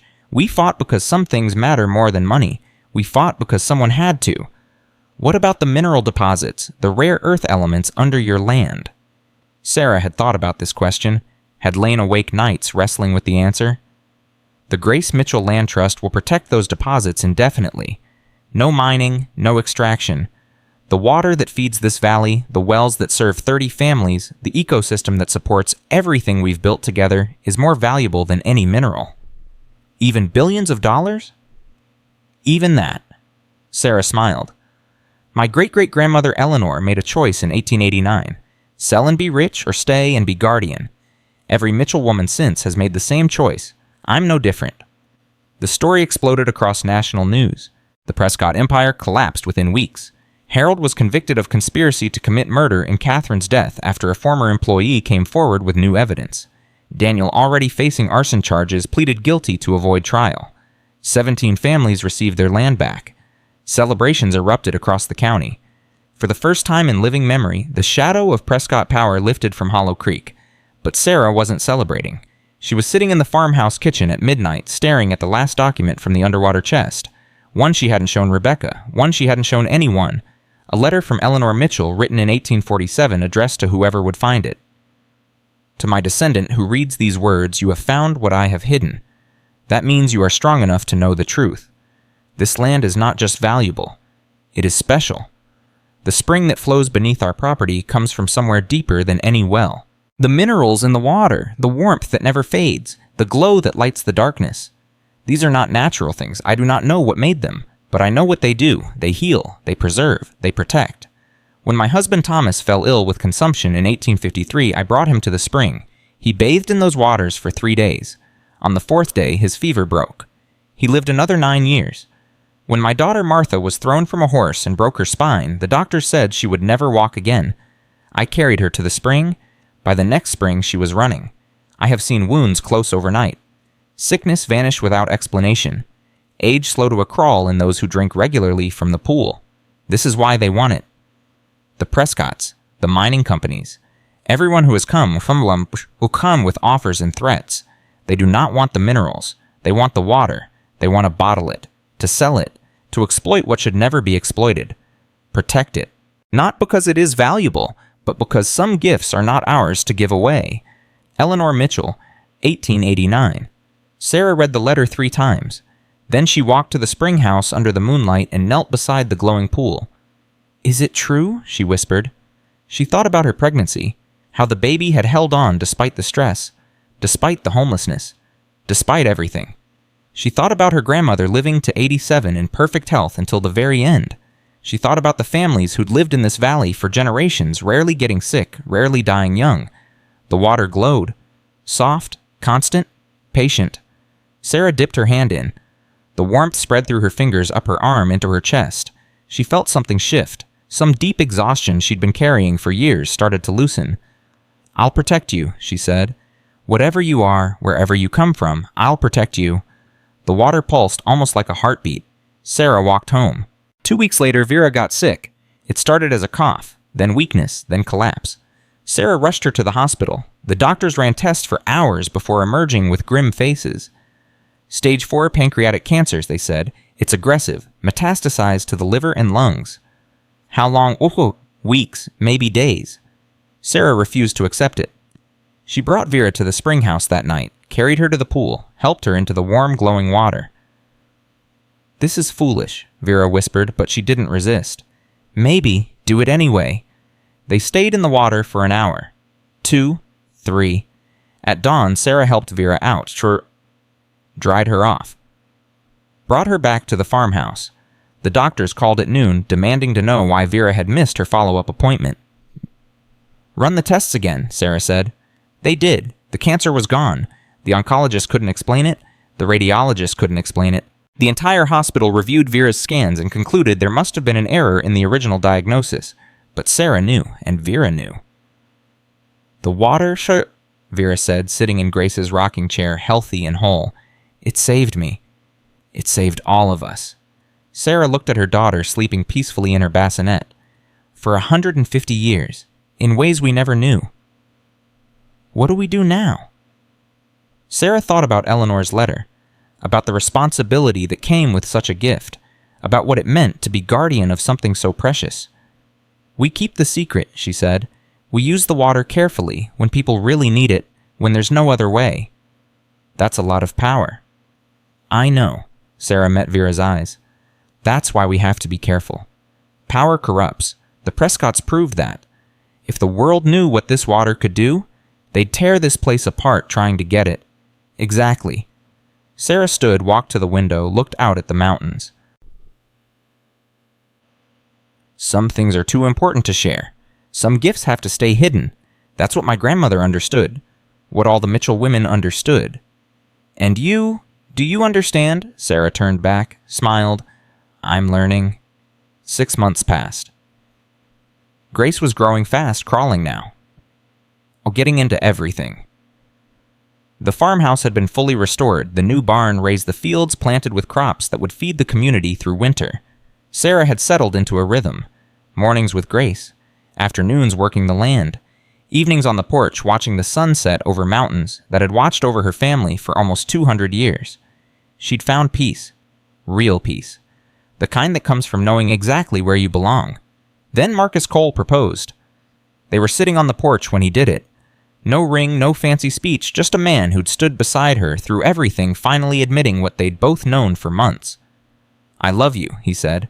I've loved you since the day I found you collapsed outside the spring house. I've loved you through fires and courtrooms and midnight feedings, and I'll love you for as long as you'll let me. Sarah looked at him.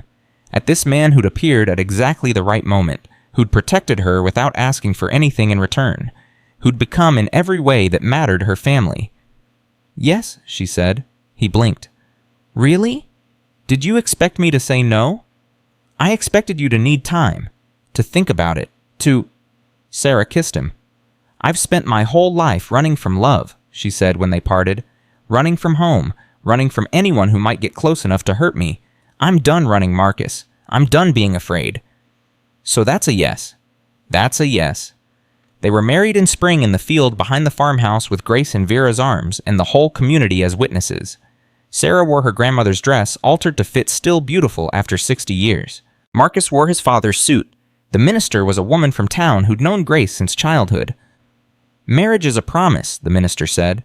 Not just between two people, but between families, histories, futures. When Sarah Mitchell marries Marcus Cole, she's not just joining her life to his. She's welcoming him into a legacy that stretches back almost 200 years, and she's inviting him to help carry that legacy forward. Marcus squeezed Sarah's hands. I'm ready, Hutz, he said. Whatever comes, whatever weight needs carrying, I'm ready. I know you are, Sarah said. That's why I love you. They exchanged rings. They exchanged vows. They kissed while the community cheered. That night, after the celebration had wound down and Grace had finally fallen asleep, Sarah and Marcus sat together on the porch. Mrs. Mitchell Cole, Marcus said, testing the sound. Just Mitchell is fine. Sarah smiled. It's the name this land knows, the name my grandmother fought under. The name my daughter will carry. Fair enough? Marcus laced his fingers through hers. What happens now? Sarah looked out at the darkness, at the mountains, at the land that had chosen her family so long ago. Now we live, she said. We raise our daughter. We protect what needs protecting. We help whoever needs help. She turned to look at him. We build something worth passing down. That sounds good. It sounds like everything I never knew I wanted. Sarah leaned against him. I spent so long thinking I was broken, that I'd never belong anywhere, that home was something other people got to have. And now I know the truth. Sarah smiled. Home isn't a place, it's a choice. It's waking up every day and deciding to stay, to fight, to love even when it's hard. She looked at the farmhouse behind them. My grandmother made that choice for 60 years. Her mother made it before that, and her mother before that.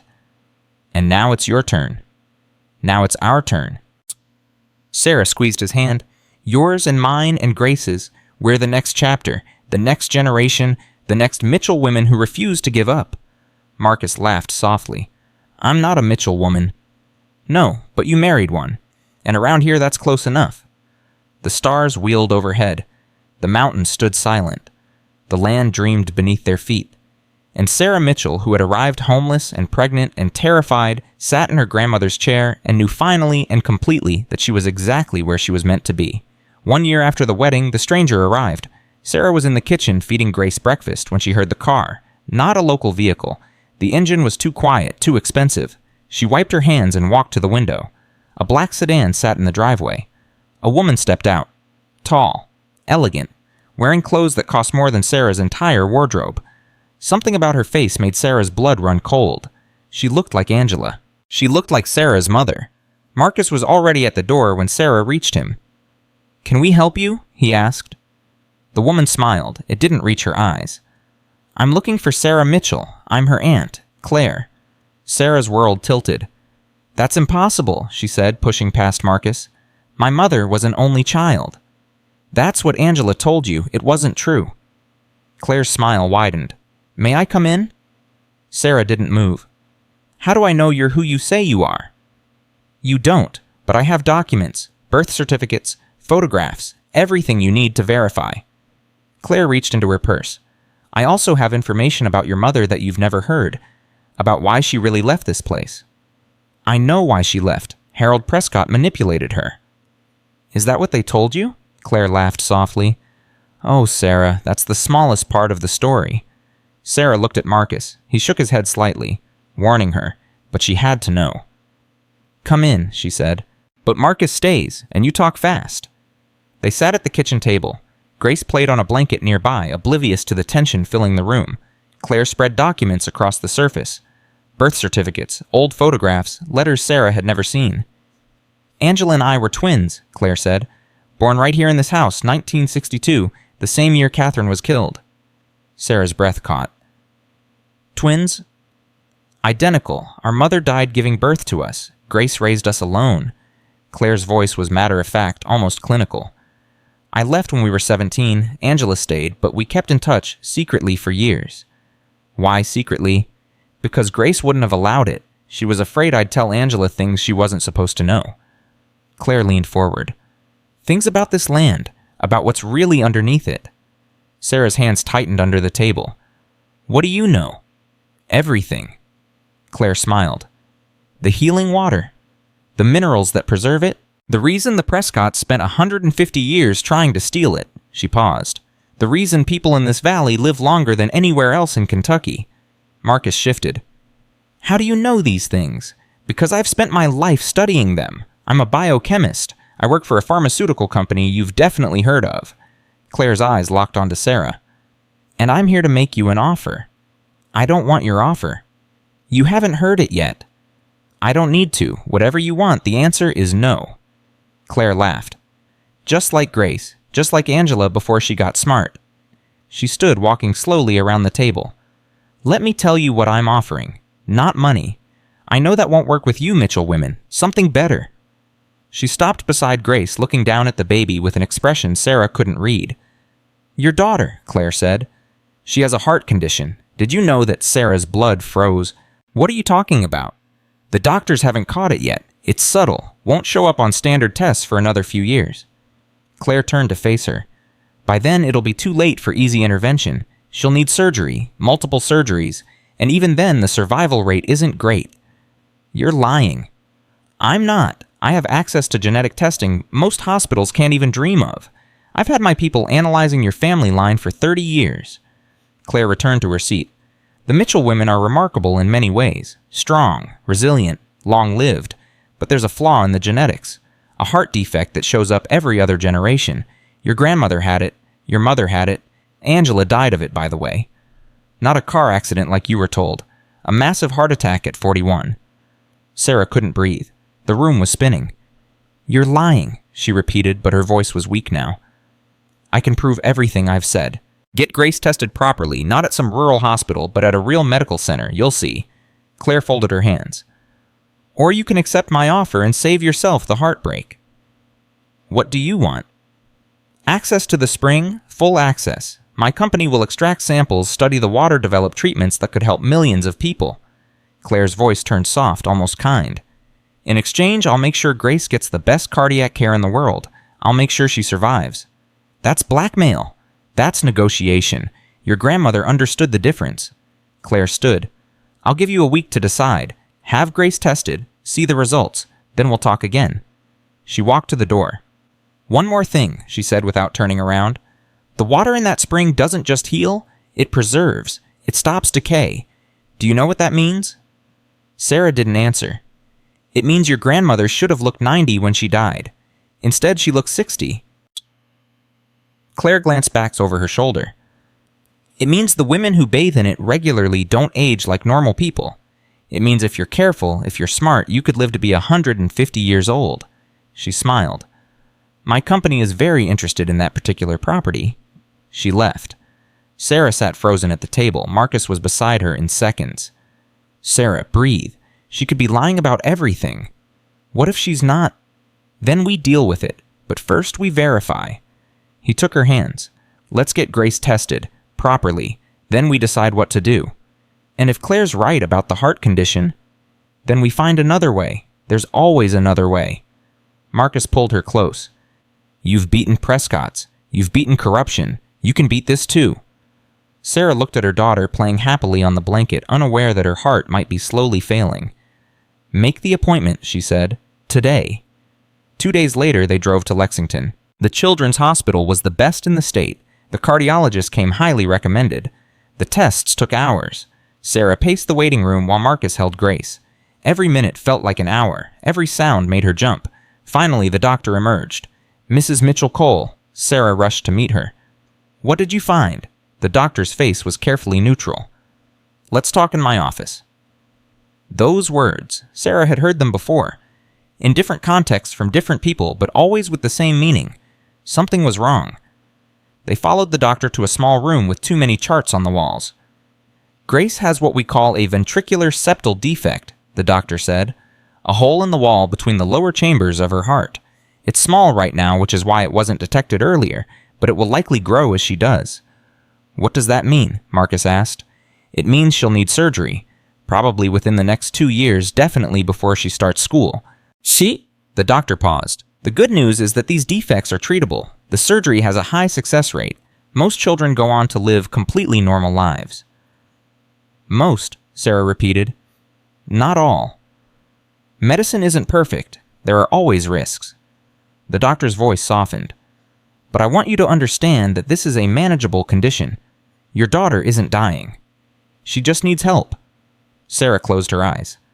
Claire had been right about the heart condition, about everything, which meant she might be right about the other things too. Thank you, Sarah said. We need to discuss this. They drove home in silence.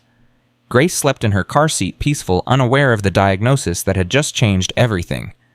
Marcus finally spoke when they were halfway up the mountain. We're not giving Claire what she wants. She knew, Sarah said. She knew about Grace before we did. How is that possible? She has resources, connections, probably illegally accessed medical records. Marcus gripped the steering wheel. But that doesn't mean we have to play her game. She's offering to save our daughter. She's offering to control you. There's a difference. He glanced at her. Think about it. She shows up out of nowhere, drops a bomb about Grace's health, and just happens to have a solution. That's manipulation, Sarah. That's exactly what the Prescotts did for 100 years. But what if she's the only option? She's not. The doctor said the surgery is treatable. We find the best surgeon in the country. We raise the money. The community will help just like they helped before. Sarah stared out the window. The mountains rolled past, ancient and unchanging. She said my mother died of a heart attack, not a car accident. She could be lying about that too. She could be, but why? What does she gain from that particular lie? Marcus didn't answer. They reached the farmhouse as the sun was setting. Vera was waiting on the porch, her face tight with worry. What happened? You've been gone all day. Sarah told her everything. The tests, the diagnosis, Claire's offer. Vera's face went pale. Claire Mitchell, she breathed. I thought she was dead. You knew about her. Grace mentioned her once, decades ago, said she had a sister who'd betrayed the family, who'd sold secrets to people who shouldn't have them. Vera shook her head. She never said the sister was her daughter. Why would she hide that? Because Claire broke her heart, because some betrayals are too painful to speak of. Vera looked at Sarah. Claire didn't just leave, honey. She stole samples from the spring, sold them to a pharmaceutical company for millions of dollars. Grace spent years trying to undo the damage, but by then Claire had covered her tracks. Sarah felt sick. She's been studying the water for 30 years. And now she wants more. Whatever she developed from those samples wasn't enough. Vera gripped Sarah's hand. You cannot give her access. I don't care what she promises. That woman will destroy everything your grandmother built. But Grace, we'll be fine. We'll find another way. We'll use the water ourselves if we have to. Vera's voice dropped. It healed me. It can help Grace too. Sarah thought about it. The water that had cured Vera's cancer. The water that had preserved her grandmother's youth. If it could do those things, could it heal a baby's heart? Has anyone ever used it on a child? She asked. Vera hesitated. Not that I know of. Grace was always careful. She said the water was powerful but unpredictable, that using it too much or on the wrong person could have consequences. What kind of consequences? I don't know. She never explained. Vera's eyes were worried. But I know she was afraid of it, respected it, treated it like something that could help or harm depending on how it was handled. Sarah looked at her daughter sleeping in Marcus's arms. Take a risk with the water or trust Claire, who'd already betrayed the family once neither choice felt safe? I need to think, Sarah said. I need time. But time was something she didn't have. Claire returned 3 days later. This time she didn't bother knocking. She walked right into the farmhouse like she owned it, finding Sarah in the kitchen. Have you decided? I need more time. You don't have it. My company is getting impatient. Claire sat down uninvited. They've been waiting 30 years for full access to that spring. They're not going to wait much longer. Or what? Claire smiled. There are other ways to get what we want. Legal ways. The spring is on your property, yes, but the geological formation that feeds it extends under land that doesn't belong to you anymore. Land that was returned to other families after the Prescott case. Sarah's blood went cold. You'd go through them. We'd offer them deals, drilling rights, access fees. Most of those families are struggling. They'd take the money. Claire leaned forward. And once we're drilling under their land, we'll hit the same water source. Maybe not as pure, maybe not as powerful, but enough to keep our research going. That would destroy the aquifer. Probably. Unfortunate but necessary. Claire's voice was ice. Unless you give us what we want, controlled access, sustainable extraction, everyone wins. Everyone except the 30 families who depend on that water for drinking and irrigation. Sacrifices have to be made sometimes. Claire stood. You have 48 hours. After that, my company starts making offers to your neighbors. And I promise you, Sarah, at least some of them will say yes. She left. Sarah stood alone in the kitchen, shaking with rage. This was worse than the Prescotts. This was her own blood threatening to destroy everything. Marcus found her like that an hour later. What did she say, Ba? Sarah told him. His face darkened with every word. She can't do that. The community won't let her. Some of them might. You heard her. People are struggling. If she offers enough money, then we offer them something better. Marcus paced. The land trust. We expand it. Make sure everyone understands what's at stake. That could take weeks. We have 48 hours. Then we move fast. He grabbed his keys. I'll start making calls. You talk to Vera. She knows everyone in this valley. If anyone can rally the community quickly, it's her. Sarah nodded. What about Claire? We stall her. Tell her we're considering. Buy time until we can secure the other properties. Marcus kissed her forehead. We've beaten worse odds before. Have we? Yes, and we'll beat these too. The next 36 hours were chaos.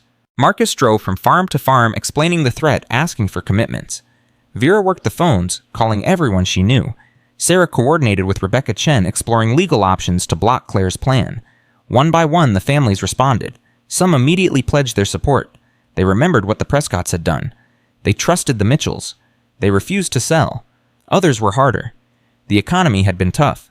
Farms were struggling. Claire's money was tempting. But when Sarah explained what would happen to the water, when she told them about the aquifer that fed every well in the valley, most of them came around. Most. Not all. With 6 hours left. Before Claire's deadline, Sarah sat in the farmhouse counting commitments. 23 families had signed on to the expanded land trust. 4 were still undecided. 2 had already agreed to meet with Claire's representatives. It wasn't enough. Marcus slammed his fist on the table. Those 2 families. Who are they? The Hendersons and the Crawfords. Sarah rubbed her eyes. Both lost land in the Prescott settlement. Both are angry about how long it took to get it back. Angry enough to destroy the whole valley. Angry enough to take money from anyone offering it. Sarah stood. I need to talk to them myself. It's almost midnight. I don't care. She drove to the Henderson farm first. Tom Henderson answered the door in his bathrobe, clearly annoyed at being woken up. Mrs. Mitchell, it's the middle of the night. I know, I'm sorry, but I need to talk to you about Claire's offer. Tom's face hardened. That's none of your business. It is when it affects every family in this valley. Sarah didn't back down. Tom, I know you're struggling. I know you're angry. But what Claire is offering isn't salvation, it's destruction. She's offering $50,000 for drilling rights. You know how long it would take me to make that farming? I know. But if she starts drilling, the aquifer collapses. Your well goes dry. Every well goes dry. Sarah stepped closer. You won't be able to farm at all. She said they'd be careful. Sustainable extraction. She's lying. I've seen what happens when companies promise sustainable extraction. I've seen the contamination reports from the Prescott mines. 3 children died, Tom, from water that was supposed to be safe. Tom's face flickered with uncertainty. I need that money, he said, but his voice was weaker now. I understand, so let's find another way. Sarah pulled a folder from her bag. The land trust can offer you a conservation easement, $20,000 up front plus annual payments for maintaining the land. It's not 50, but it's something, and you'll still have clean water, still have a farm to pass on to your kids. Tom looked at the folder, at Sarah, at the dark fields behind her. My grandfather lost this land to the Prescotts in 1952, he said quietly. I just got it back, and now you're telling me I could lose it again. I'm telling you how to keep it, forever, for your children and their children. Sarah met his eyes. The Prescotts took land by lying. Claire is trying the same thing. Don't let her win. Tom was silent for a long moment. Then he took the folder. I'll sign, he said. God help me, but I'll sign. 1 down, 1 to go. Sarah drove to the Crawford farm as the first light of dawn touched the mountains. Betty Crawford was already awake, sitting on her porch with a cup of coffee. I wondered when you'd show up, she said. Sarah climbed the porch steps. You've already decided, haven't you? I have. Which way? Betty smiled, but it was sad. Sit down, Sarah. Let me tell you a story. Sarah sat. My grandmother knew your grandmother, Betty said. They were friends back before the world got complicated. Used to help each other with harvests, with babies, with everything neighbors do. I didn't know that. Lots of things you don't know. Betty sipped her coffee. In 1962, when Katherine was killed, my grandmother wanted to go to the sheriff. She'd seen something that night, a car leaving the Mitchell property, Prescott's car. Sarah's heart stopped. She was a witness. Could have been, but Grace convinced her to stay quiet, said the sheriff was corrupt, that coming forward would just get her killed too. Betty's voice was bitter. My grandmother listened. She kept the secret, and she spent the rest of her life wondering if she'd made the right choice. I'm sorry. Are you? Betty set down her cup. Because the way I see it, the Mitchells have been asking this valley to keep their secrets for 150 years. And what have we gotten in return? Land stolen, families broken, children dying from contaminated water. That was the Prescotts, not us. Was it, or was it just different sides of the same coin? Betty shook her head. You all have your precious spring, your healing water. You've been using it for generations while the rest of us scraped by with whatever we could get. I didn't know about the water until a few months ago. But your grandmother did, and she never shared it. Betty's eyes were hard. Claire's offering me $100,000, more money than my family has seen in 3 generations. Why shouldn't I take it? Sarah felt the argument slipping away. Because it'll destroy everything. The water that feeds your wells comes from the same aquifer. If Claire drills, you'll have money, but nothing to spend it on. I can move, buy land somewhere else. Can you, with $100,000 after taxes? Sarah leaned forward. Betty, I understand your anger. I understand feeling like my family has taken more than it's given, but Claire isn't offering you freedom. She's offering you enough rope to hang yourself. Pretty words from a woman who owns half the county. I don't own it. I protect it. There's the difference. Sarah stood. I can't stop you from signing with Claire, but I'm asking you to wait. Give me 1 week. Let me prove that there's another way. Why should I?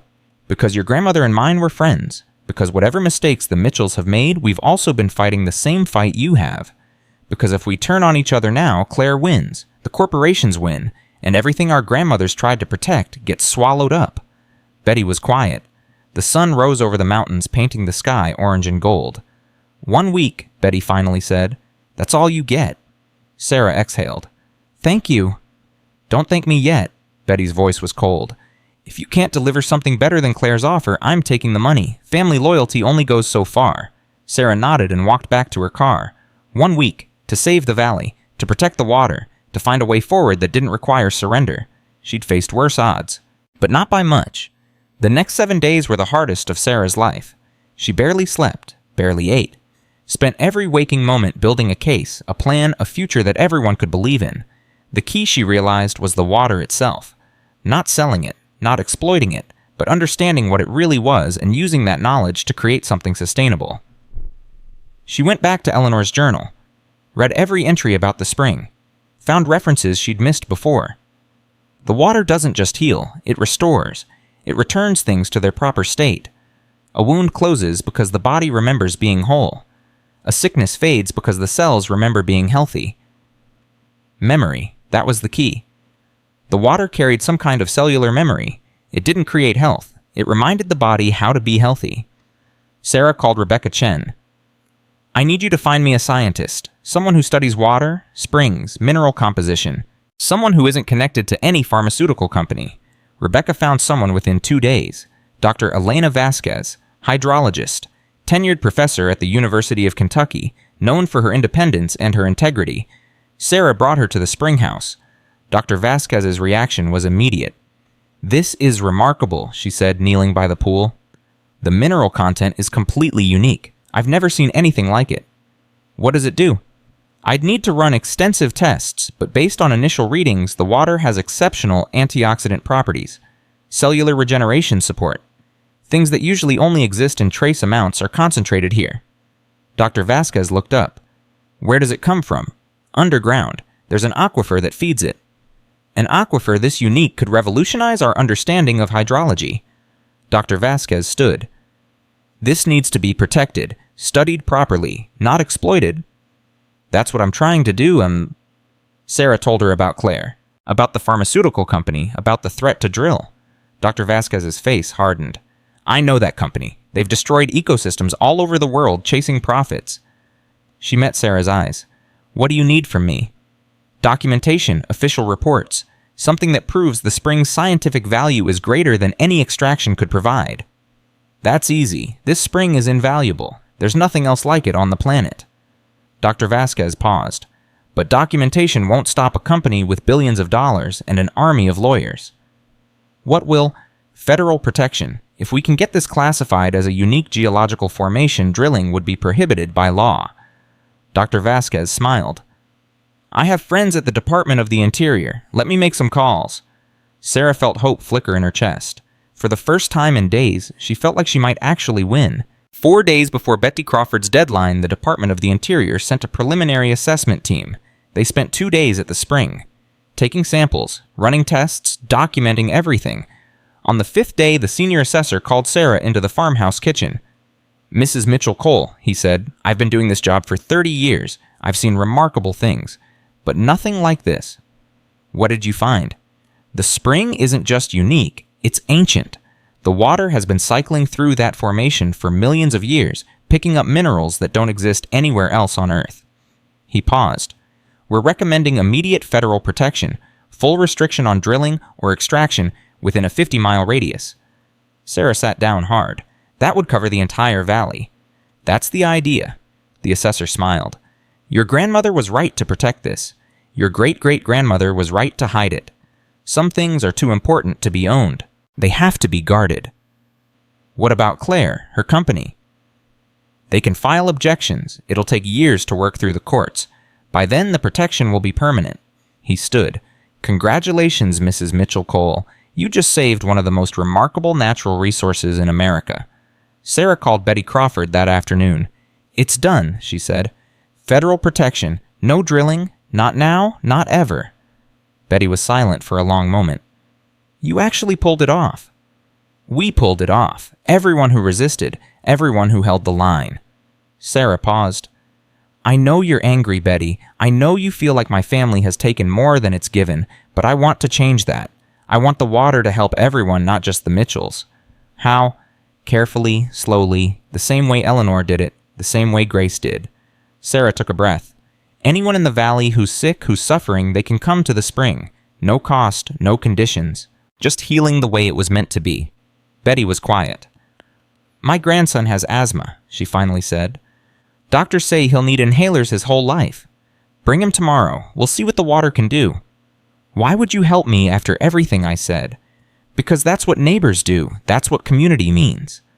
Sarah smiled even though Betty couldn't see it.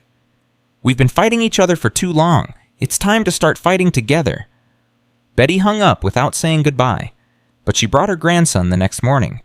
And when the boy's breathing eased for the first time in years when he ran through the fields without gasping for air, Betty Crawford stood beside Sarah and cried. I'm sorry, she said. I'm so sorry I almost ruined everything. You didn't. That's what matters. Sarah put her arm around the older woman. We're stronger together than we are apart. My grandmother knew that. Now we all do. That night, Sarah sat beside Grace's crib and watched her daughter sleep. The baby's heart still held its flaw. The surgery would still be needed. The water might help, but it wasn't a miracle cure. Some things had to be fixed the hard way. But Grace was alive. The valley was protected. The community was stronger than ever. And Claire. She showed up one last time 3 days after the federal protection was announced. Sarah met her on the porch.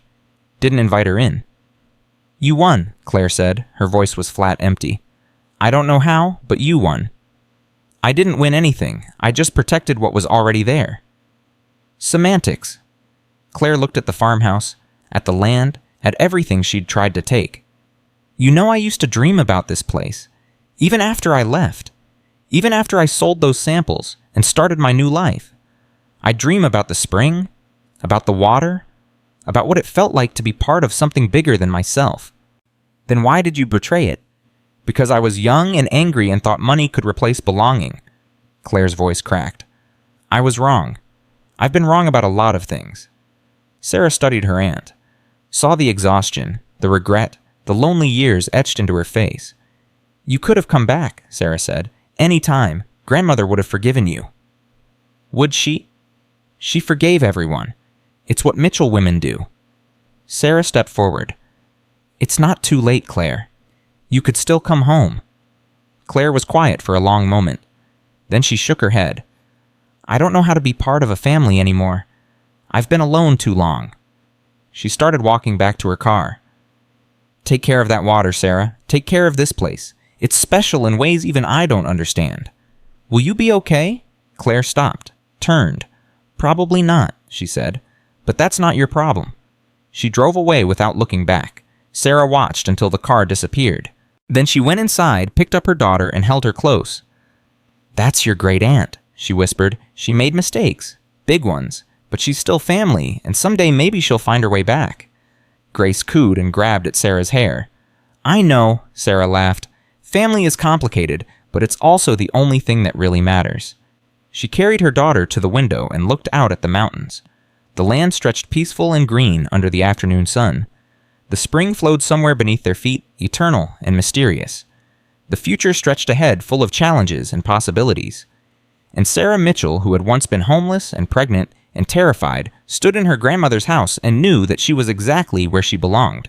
5 years had passed since the federal protection was granted, and Sarah Mitchell had learned that some battles never truly end. Grace was almost 6 now, running through the fields with the energy of a child who'd survived heart surgery at age 3 and come out stronger for it. The operation had been successful, performed by the best pediatric cardiac surgeon in the country, paid for by the community that had become family. But the recovery had been long, and there were still nights when Sarah woke in a cold sweat, remembering those terrifying hours in the hospital waiting room. She was in the kitchen making breakfast when her phone rang. Mrs. Mitchell-Cole, this is Agent Reynolds with the FBI. We need to speak with you urgently. Sarah's hand tightened on the phone. What's this about? Claire Mitchell, your aunt. She's dead. The world stopped moving. How? Sarah managed to ask. We're not certain yet. Her body was found in her laboratory 3 days ago. The preliminary report suggests foul play. Agent Reynolds paused. But that's not why I'm calling. Before she died, she mailed something to our office. A package addressed to you with instructions that we deliver it personally if anything happened to her. Sarah sank into a chair. Her aunt, the woman who'd threatened everything, then walked away. Dead. What's in the package? I can't discuss that over the phone. We need to meet, today if possible. Come to the farmhouse, I'll be here. She hung up and stared at the wall. Marcus found her like that when he came in from the barn. Sarah, what happened? Claire's dead, murdered. Marcus went still. When 3 days ago, the FBI is coming. She sent them something for me before she died. What kind of something? I don't know. Sarah looked at him. But I have a feeling our lives are about to get complicated again. Agent Reynolds arrived at noon. He was a serious man with tired eyes and a folder thick with documents.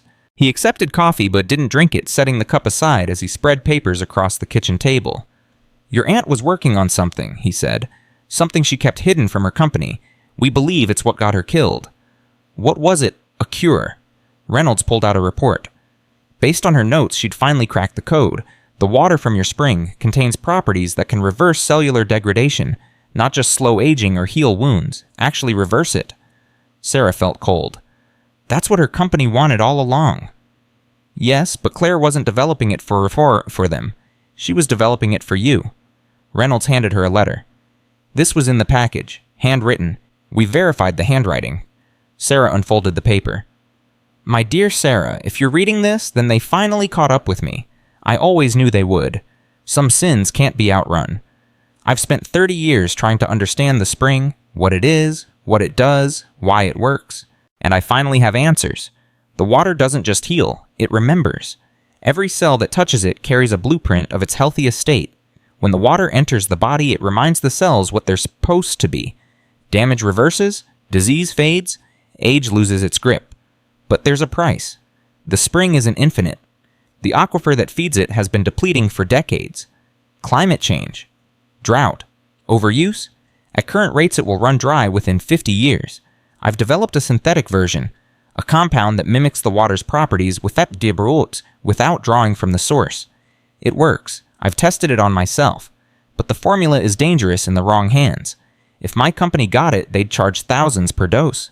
Millions of people who need it would never afford it. So I'm giving it to you. In the package, you'll find my complete research. The formula, the synthesis process, everything you need to produce the compound yourself. Do with it what you want, give it away. Sell it cheap. Make sure it reaches the people who need it, not just the people who can pay. I know I was a terrible aunt, a terrible sister, a terrible daughter. I betrayed everyone who ever loved me for money and power and the illusion of control. But maybe this can be my redemption. Maybe saving lives is worth something, even if it comes too late. Tell Grace I'm sorry I never got to know her. Tell her that her great aunt wasn't always a monster. Just a woman who lost her way. And Sarah, I'm proud of you. You became everything I couldn't be. You held on when I let go. You fought when I ran. You're the best of the Mitchell women. All of them. Eleanor and Katherine and Grace and Angela. All their strength, all their courage, all their love. It flows through you. Protect that spring. Protect that family. Protect that valley. And remember, not everything valuable is meant to be sold. Some things are meant to be given away. With love, I never showed Claire. Sarah set down the letter. Tears streamed down her face. Mrs. Mitchell-Cole. Agent Reynolds leaned forward. Are you all right? She changed, Sarah whispered. At the end, she actually changed. The company she worked for is under investigation. We believe they discovered she was developing the compound independently and eliminated her to protect their interests. Reynolds gathered his papers. The good news is that her research is now yours. They can't touch it. What do I do with it? That's up to you. Reynolds stood. But I'd suggest being very careful. People have killed for less. And if word gets out about what you have, they'll come for me too. They might try. Reynolds handed her a card. Call me if anything suspicious happens. We'll have agents in the area for the next few weeks. He left. Sarah sat alone with her aunt's letter and a formula that could change the world. Marcus came in from checking on Grace. What did he say? Sarah told him everything. His face went through a dozen emotions. Fear, anger, grief, and finally something like determination. We can't keep this secret, he said. Something this important, it has to get out. And if they come for us, then we fight, same as always. Marcus sat beside her. Claire gave you a gift, Sarah, a chance to help people she never could. Are you going to waste it? No. Sarah looked at the research, the formula, the 30 years of work her aunt had poured into redemption. I'm going to finish what she started. The next 6 months were chaos. Sarah contacted Dr. Vasquez, who brought in trusted colleagues. They verified Claire's research, confirmed the formula worked, began synthesizing small batches for testing. The results were remarkable. A cancer patient in stage 4 went into complete remission. A man paralyzed for 20 years regained feeling in his legs. A child with a degenerative disease stopped deteriorating and began to improve. Word spread despite their precautions. First in the scientific community, then in the media, then everywhere. The Mitchell compound, they called it, a miracle drug from a farmhouse in Kentucky, developed by a woman who'd been homeless 5 years ago. The attention was overwhelming. Reporters camped at the end of the driveway. Scientists requested interviews. Pharmaceutical companies offered billions for the rights. Sarah turned them all down. "It's not for sale," she told a CNN reporter who'd managed to reach the porch. "It never will be." "Then how will people access it?" "We're setting up a foundation, the Grace Mitchell Foundation. Anyone who needs the compound will get it, regardless of ability to pay." Sarah looked directly into the camera. "My aunt died for this research. My grandmother spent her whole life protecting the source. I'm not going to let their sacrifices become someone else's profit." The interview went viral. Within a week, the foundation had received $20 million in donations. Within a month, over $100 million. People who'd been helped by the compound. People who wanted to honor Claire's sacrifice. People who believed that medicine should be a right, not a privilege. Sarah used the money to build a production facility in Hollow Creek. Local jobs, local control, no outside investors, no corporate oversight. The pharmaceutical companies fought back. They filed lawsuits claiming patent infringement. They lobbied Congress to restrict access to the compound. They planted stories in the media questioning its safety. None of it worked, because Sarah had something they didn't, the truth. Claire's research was airtight. The compound was safe. The results were undeniable, and every attack just generated more sympathy, more donations, more support. But the companies weren't finished. On a cold February night 18 months after Claire's death, someone broke into the production facility. Marcus was working late when he heard the alarm. He called 911, then called Sarah. "Stay at the house. Lock the doors. I'm going to check it out." "Don't go alone." "I won't. Sheriff's department is on the way." He went anyway. Sarah waited by the phone, Grace asleep upstairs, her heart pounding so hard she could hear it in her ears. 10 minutes passed. 15. 20. Then her phone rang. "Sarah?" Marcus's voice was strained. "I'm okay, but you need to come here. Now." She called Vera to watch Grace and drove to the facility. 3 police cars were parked outside, lights flashing. Marcus stood near the entrance talking to Sheriff Thompson. Sarah ran to him. "What happened?" "They tried to destroy the research," Marcus said. "Set fire to the main lab, but we caught them before they could finish." "Who?" "Corporate security team. Private contractors." Sheriff Thompson stepped forward. "They're not talking, but we traced their payment to a shell company connected to Harmon Pharmaceuticals." Harmon Pharmaceuticals, the company Claire had worked for, the company that had killed her. "Can you prove that?" Sarah asked. "We're working on it." Thompson looked grim. "But Mrs. Mitchell-Cole, this was just the first attempt. There will be others. These people don't give up." "Neither do I." She walked into the facility to assess the damage. The fire had destroyed part of the lab, but the core research was backed up in multiple locations. The production equipment was mostly intact. They could rebuild. But something else caught her attention. A door that should have been locked was open. A door to the storage area where they kept the most sensitive materials. Sarah pushed it open. The room had been ransacked. Cabinets torn open. Files scattered everywhere. But one cabinet stood untouched. The one where she'd hidden something no one else knew about. She checked inside. Still there. A single vial of water from the spring, the original source.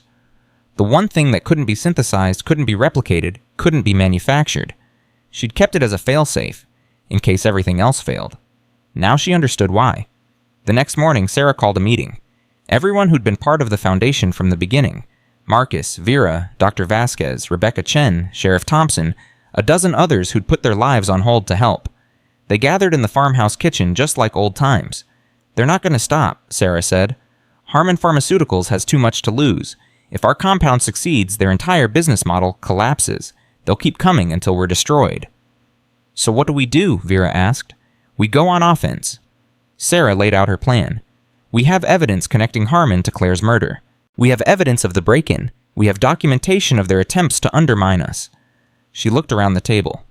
"We take them down, completely, the way we took down the Prescotts." "That took years," Rebecca said. "We don't have years. We have maybe months before they try something else." Sarah stood. "But we have something they don't. We have the truth, we have public support, and we have each other. "What do you need from us?" Marcus asked. "Everything, every skill, every connection, every favor you've ever been owed." Sarah's voice was fierce. "This isn't just about the compound anymore. It's about whether corporations can murder their way to monopoly. It's about whether money always wins. It's about whether anything is more powerful than greed."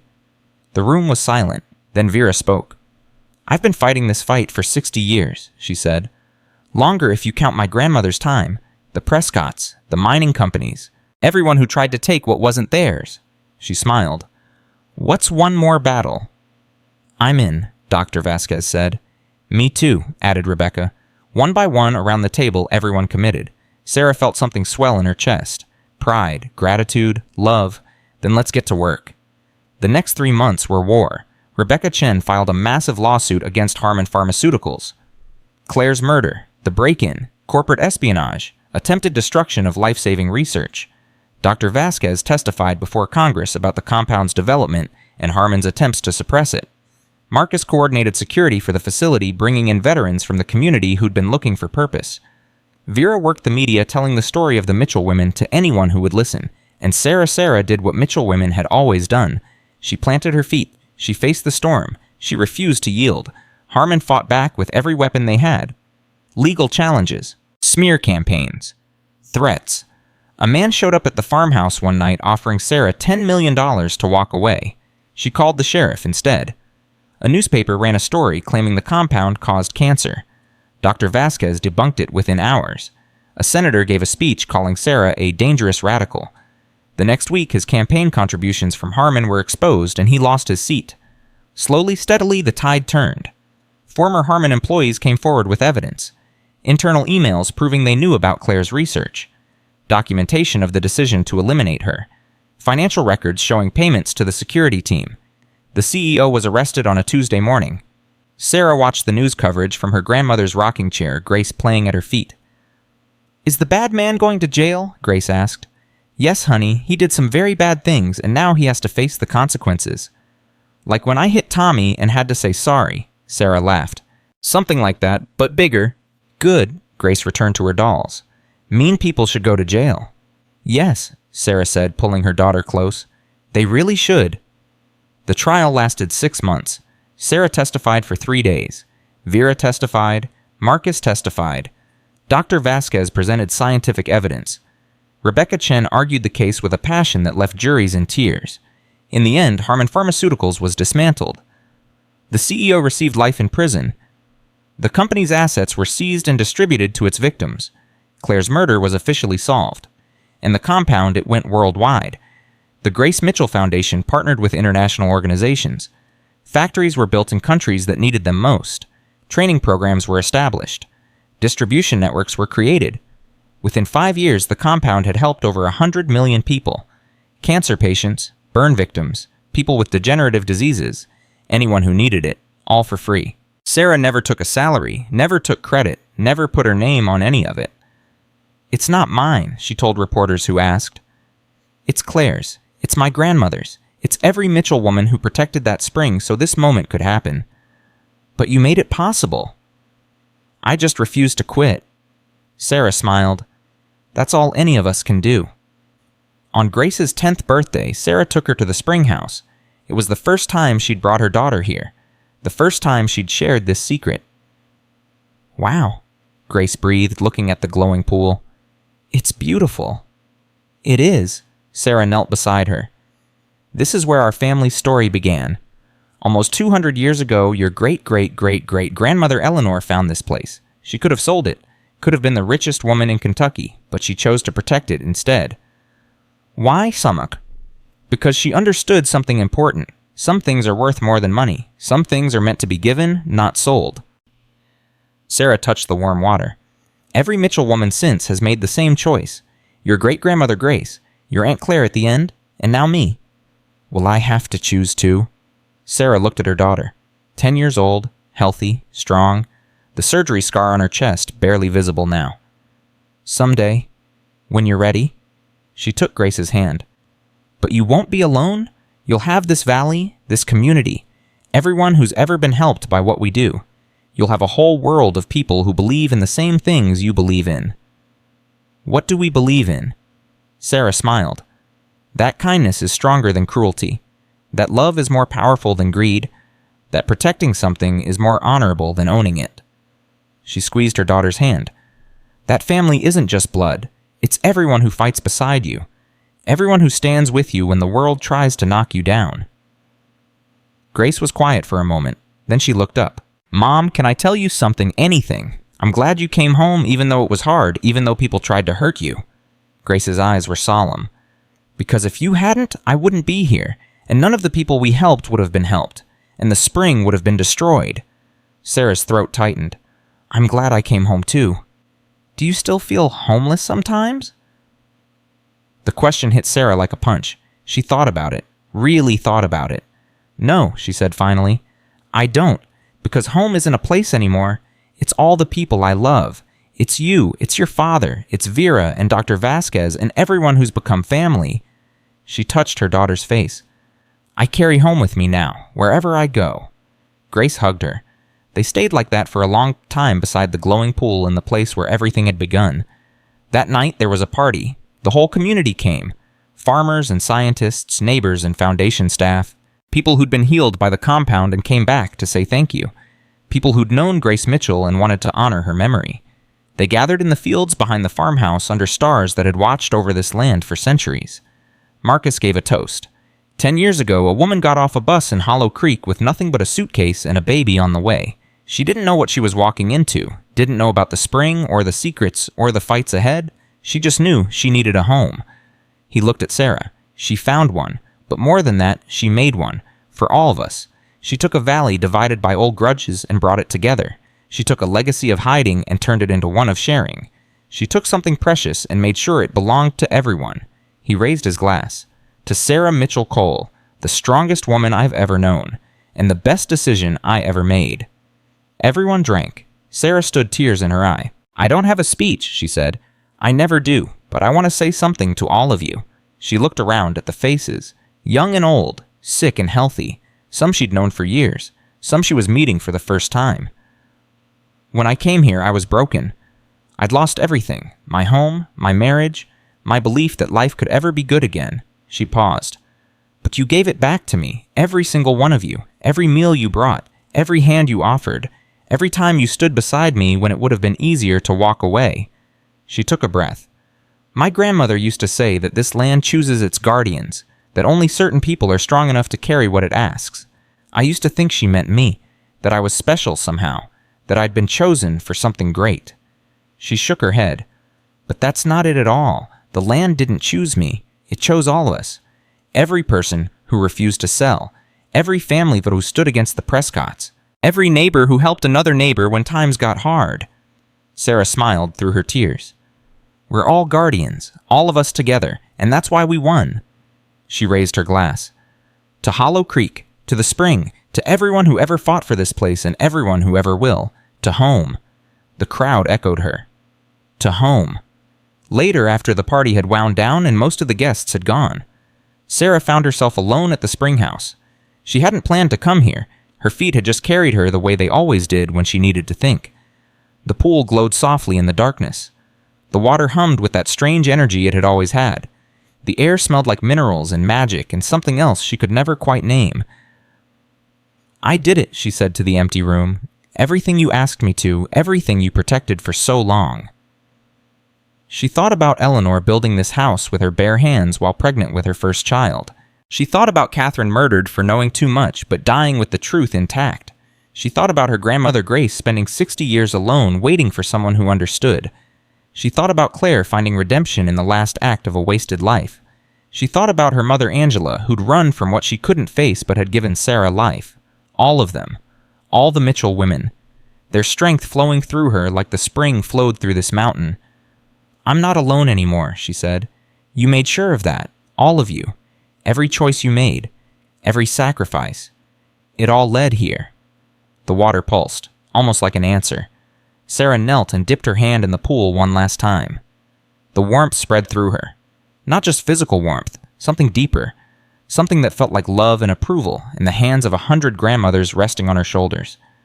Thank you, she whispered, for choosing me, for trusting me, for giving me a home when I had nothing. She stood, walked to the door, looked back one last time. The spring glowed on eternal and patient waiting for the next generation. Waiting for Grace. Waiting for whoever came after. Some things lasted longer than any single life. Some things were worth protecting forever. Sarah closed the door and walked home. Marcus was waiting on the porch. "There you are," he said. "I was starting to worry. Just saying goodbye to some old friends." She sat beside him in the rocking chair. Their rocking chair now. "Where's Grace?" "Asleep. She was exhausted." Marcus smiled. "She had a good birthday." "She did." Sarah leaned against her husband. "They all did." "Feeling philosophical tonight?" "Always." She looked out at the mountains, at the stars, at the land that had claimed her so completely. "Do you ever think about what might have happened if I hadn't gotten on that bus? If I'd sold to Prescott? If any of 100 things had gone differently?" "Sometimes." "What do you see?" "A world a little darker, a valley divided, a spring destroyed." Marcus took her hand. "But that's not what happened. You got on the bus. You fought. You won." "We won." "We won." He kissed her forehead. "And now we get to live. Really live. Not just survive." Sarah closed her eyes. She thought about the girl she'd been, 22 and pregnant and terrified, sleeping in her car, counting pennies for crackers, believing she'd never be worth anything to anyone. She thought about the woman she'd become. Wife, mother, guardian, someone people trusted, someone people looked to, someone who'd built something that would outlast her by generations. The journey between those two people had been long and hard and full of moments when she'd wanted to quit, but she hadn't. That was the secret the Mitchell women had passed down. Not strength, not courage, not some special quality that made them better than everyone else. Just stubbornness, just the refusal to give up, just planting your feet and saying no when the world demanded you say yes. "I love you," she told Marcus. "I love you too. I love this place, this house, this life we've built. I know you do, and I'm going to protect it, for as long as I live, whatever it takes." Marcus squeezed her hand. "I know that too. It's what Mitchell women do." They sat together in the darkness, rocking slowly, listening to the night sounds of a valley at peace. The farmhouse stood solid behind them. The spring flowed somewhere beneath their feet. The stars wheeled overhead, the same stars that had watched Eleanor build this place, the same stars that would watch Grace inherit it. And Sarah Mitchell, who had arrived homeless and pregnant and terrified, held her husband's hand and knew with absolute certainty that she was exactly where she was meant to be. This was home. This was family. This was everything worth fighting for. She had come with nothing. She had found everything, and she would protect it until her last breath. The way Mitchell women always had. The way Mitchell women always would. The mountains stood eternal. The water flowed eternal. The love passed down through generations was eternal, and Sarah Mitchell finally understood what her grandmother had known all along. Home is not where you start. Home is not where you run to. Home is what you build with your own hands, what you protect with your own heart, what you fill with the people you choose to love. Home is a choice you make every single day, and Sarah had made her choice. She chose this land. She chose this family. She chose this life, and she would keep choosing it over and over for as long as she lived, because that was what Mitchell women did. They chose. They fought. They stayed. And they never ever gave up.